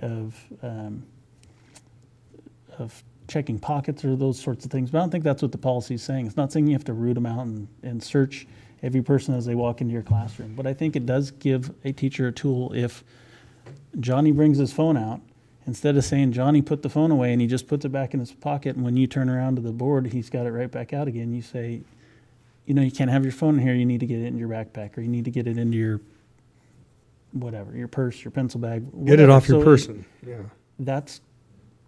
I think that makes it easier to enforce the policy personally for the teacher. They don't have to, think that the kid's just going to pull it right out in the pocket. Is it perfect? No, I don't know that we could get a perfect policy with this. I don't know. That's my take on those comments, and that's just my take. But. So if a teacher sees a student with a phone in their back pocket, which especially young females, they have tiny pockets and big phones, are we then going to make sure that they're enforcing seizing the phone? That's my question. And how strict do you guys want to be in enforcing this policy? Because if we be your expectation that your principals and teachers are taking phones from students if they're visible, whether it's back pockets, front pockets, wherever they are.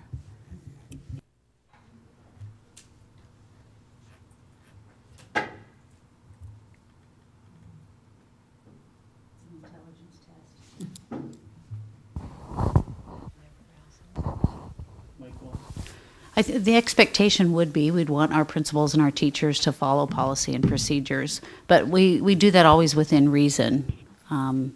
So if there's a bump in someone's back pocket, I mean, I think teachers are going to be careful, not always, and be careful what they look. And if it's obvious that a phone is sticking out, then they would confiscate it. But if it's something that's not obvious, I mean, we wouldn't expect we wouldn't expect staff to search students.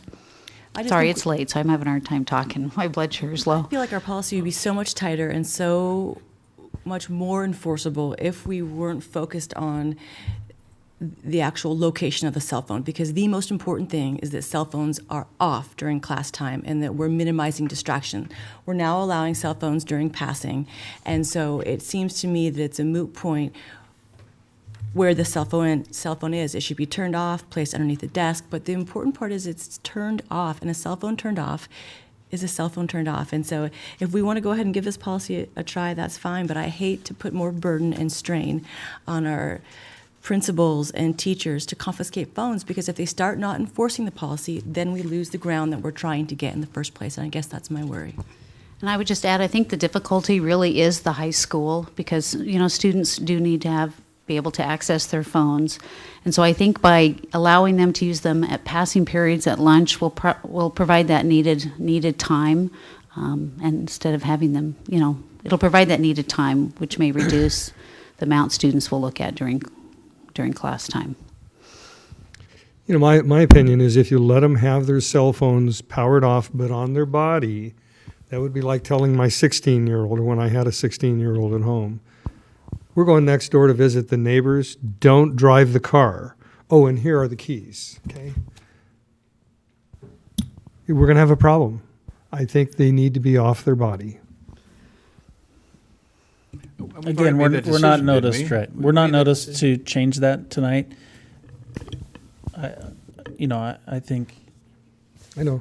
If we need to, revisit that in the future, certainly we can.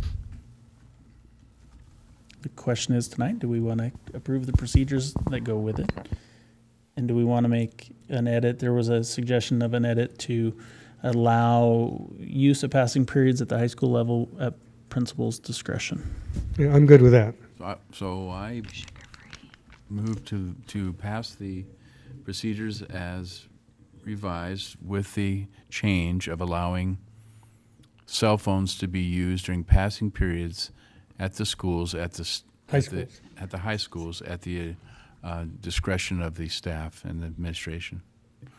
I'm sure that's the greatest wording in the world, but you got the point there, Lynn, right? The principal. Well, the principal then is Point of clarification, I heard passing periods, did I also hear lunch? Or lunch That's passing already- periods. Lunch was already in there. Lunch was already in there. We're just adding passing periods. Okay, it was moved Seconded. and seconded. All in favor? Aye. Aye. Aye. Any opposed? Okay, motion carries. Oh, it's dragging on here.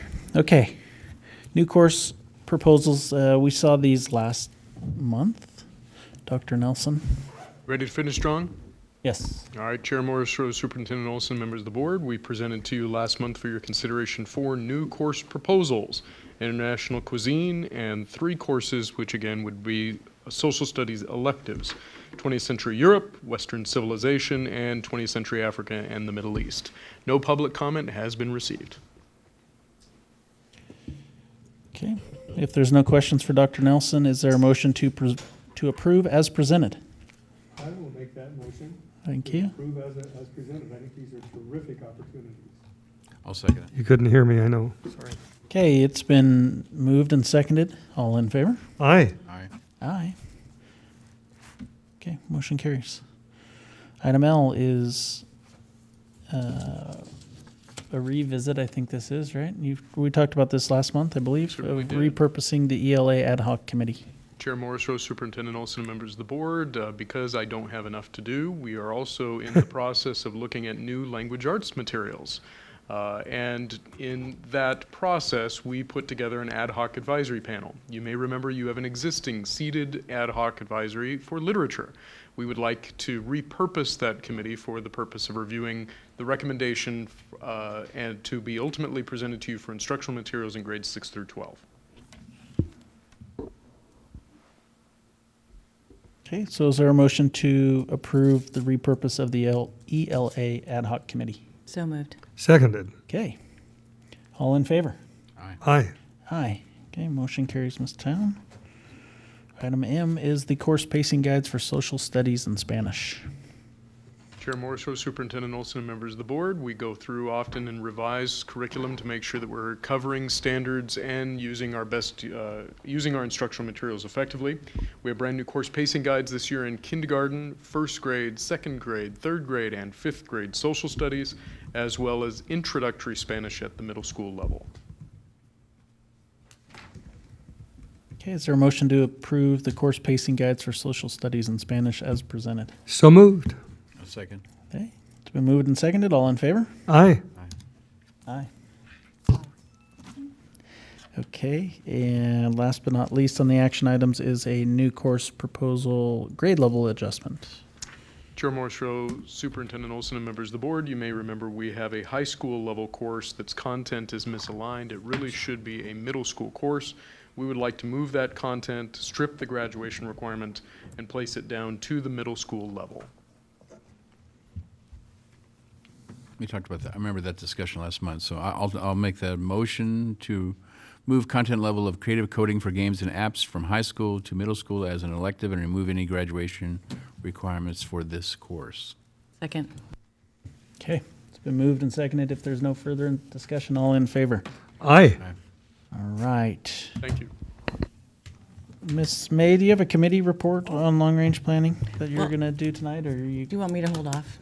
Why don't I combine them for the next, because I know nobody wants to listen Okay. anymore. I'll combine it next month. This will probably be, our second, either last or second to last meeting, so we'll combine the two. I would urge you and the cabinet to read the presentation that was included. Olivia Metz, who's a local economist, gave a wonderful presentation. She did it for free, pro bono, and she's hoping to come back every year. She also recommended that we start doing this annually and have a better idea and understanding of what our growth is in our community, our demographics. I think the most compelling slide for me was the map of where our poverty students are living, and it was definitely I-90 and below, and it will move you guys also. So. Okay, well, thank you for And I believe Lynn sent that out for you a couple of days ago, right? Yeah.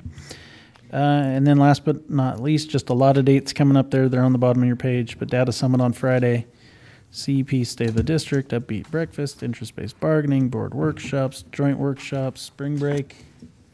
It's a busy month. So thank you all and have a good night. Connie, are you still awake? Good.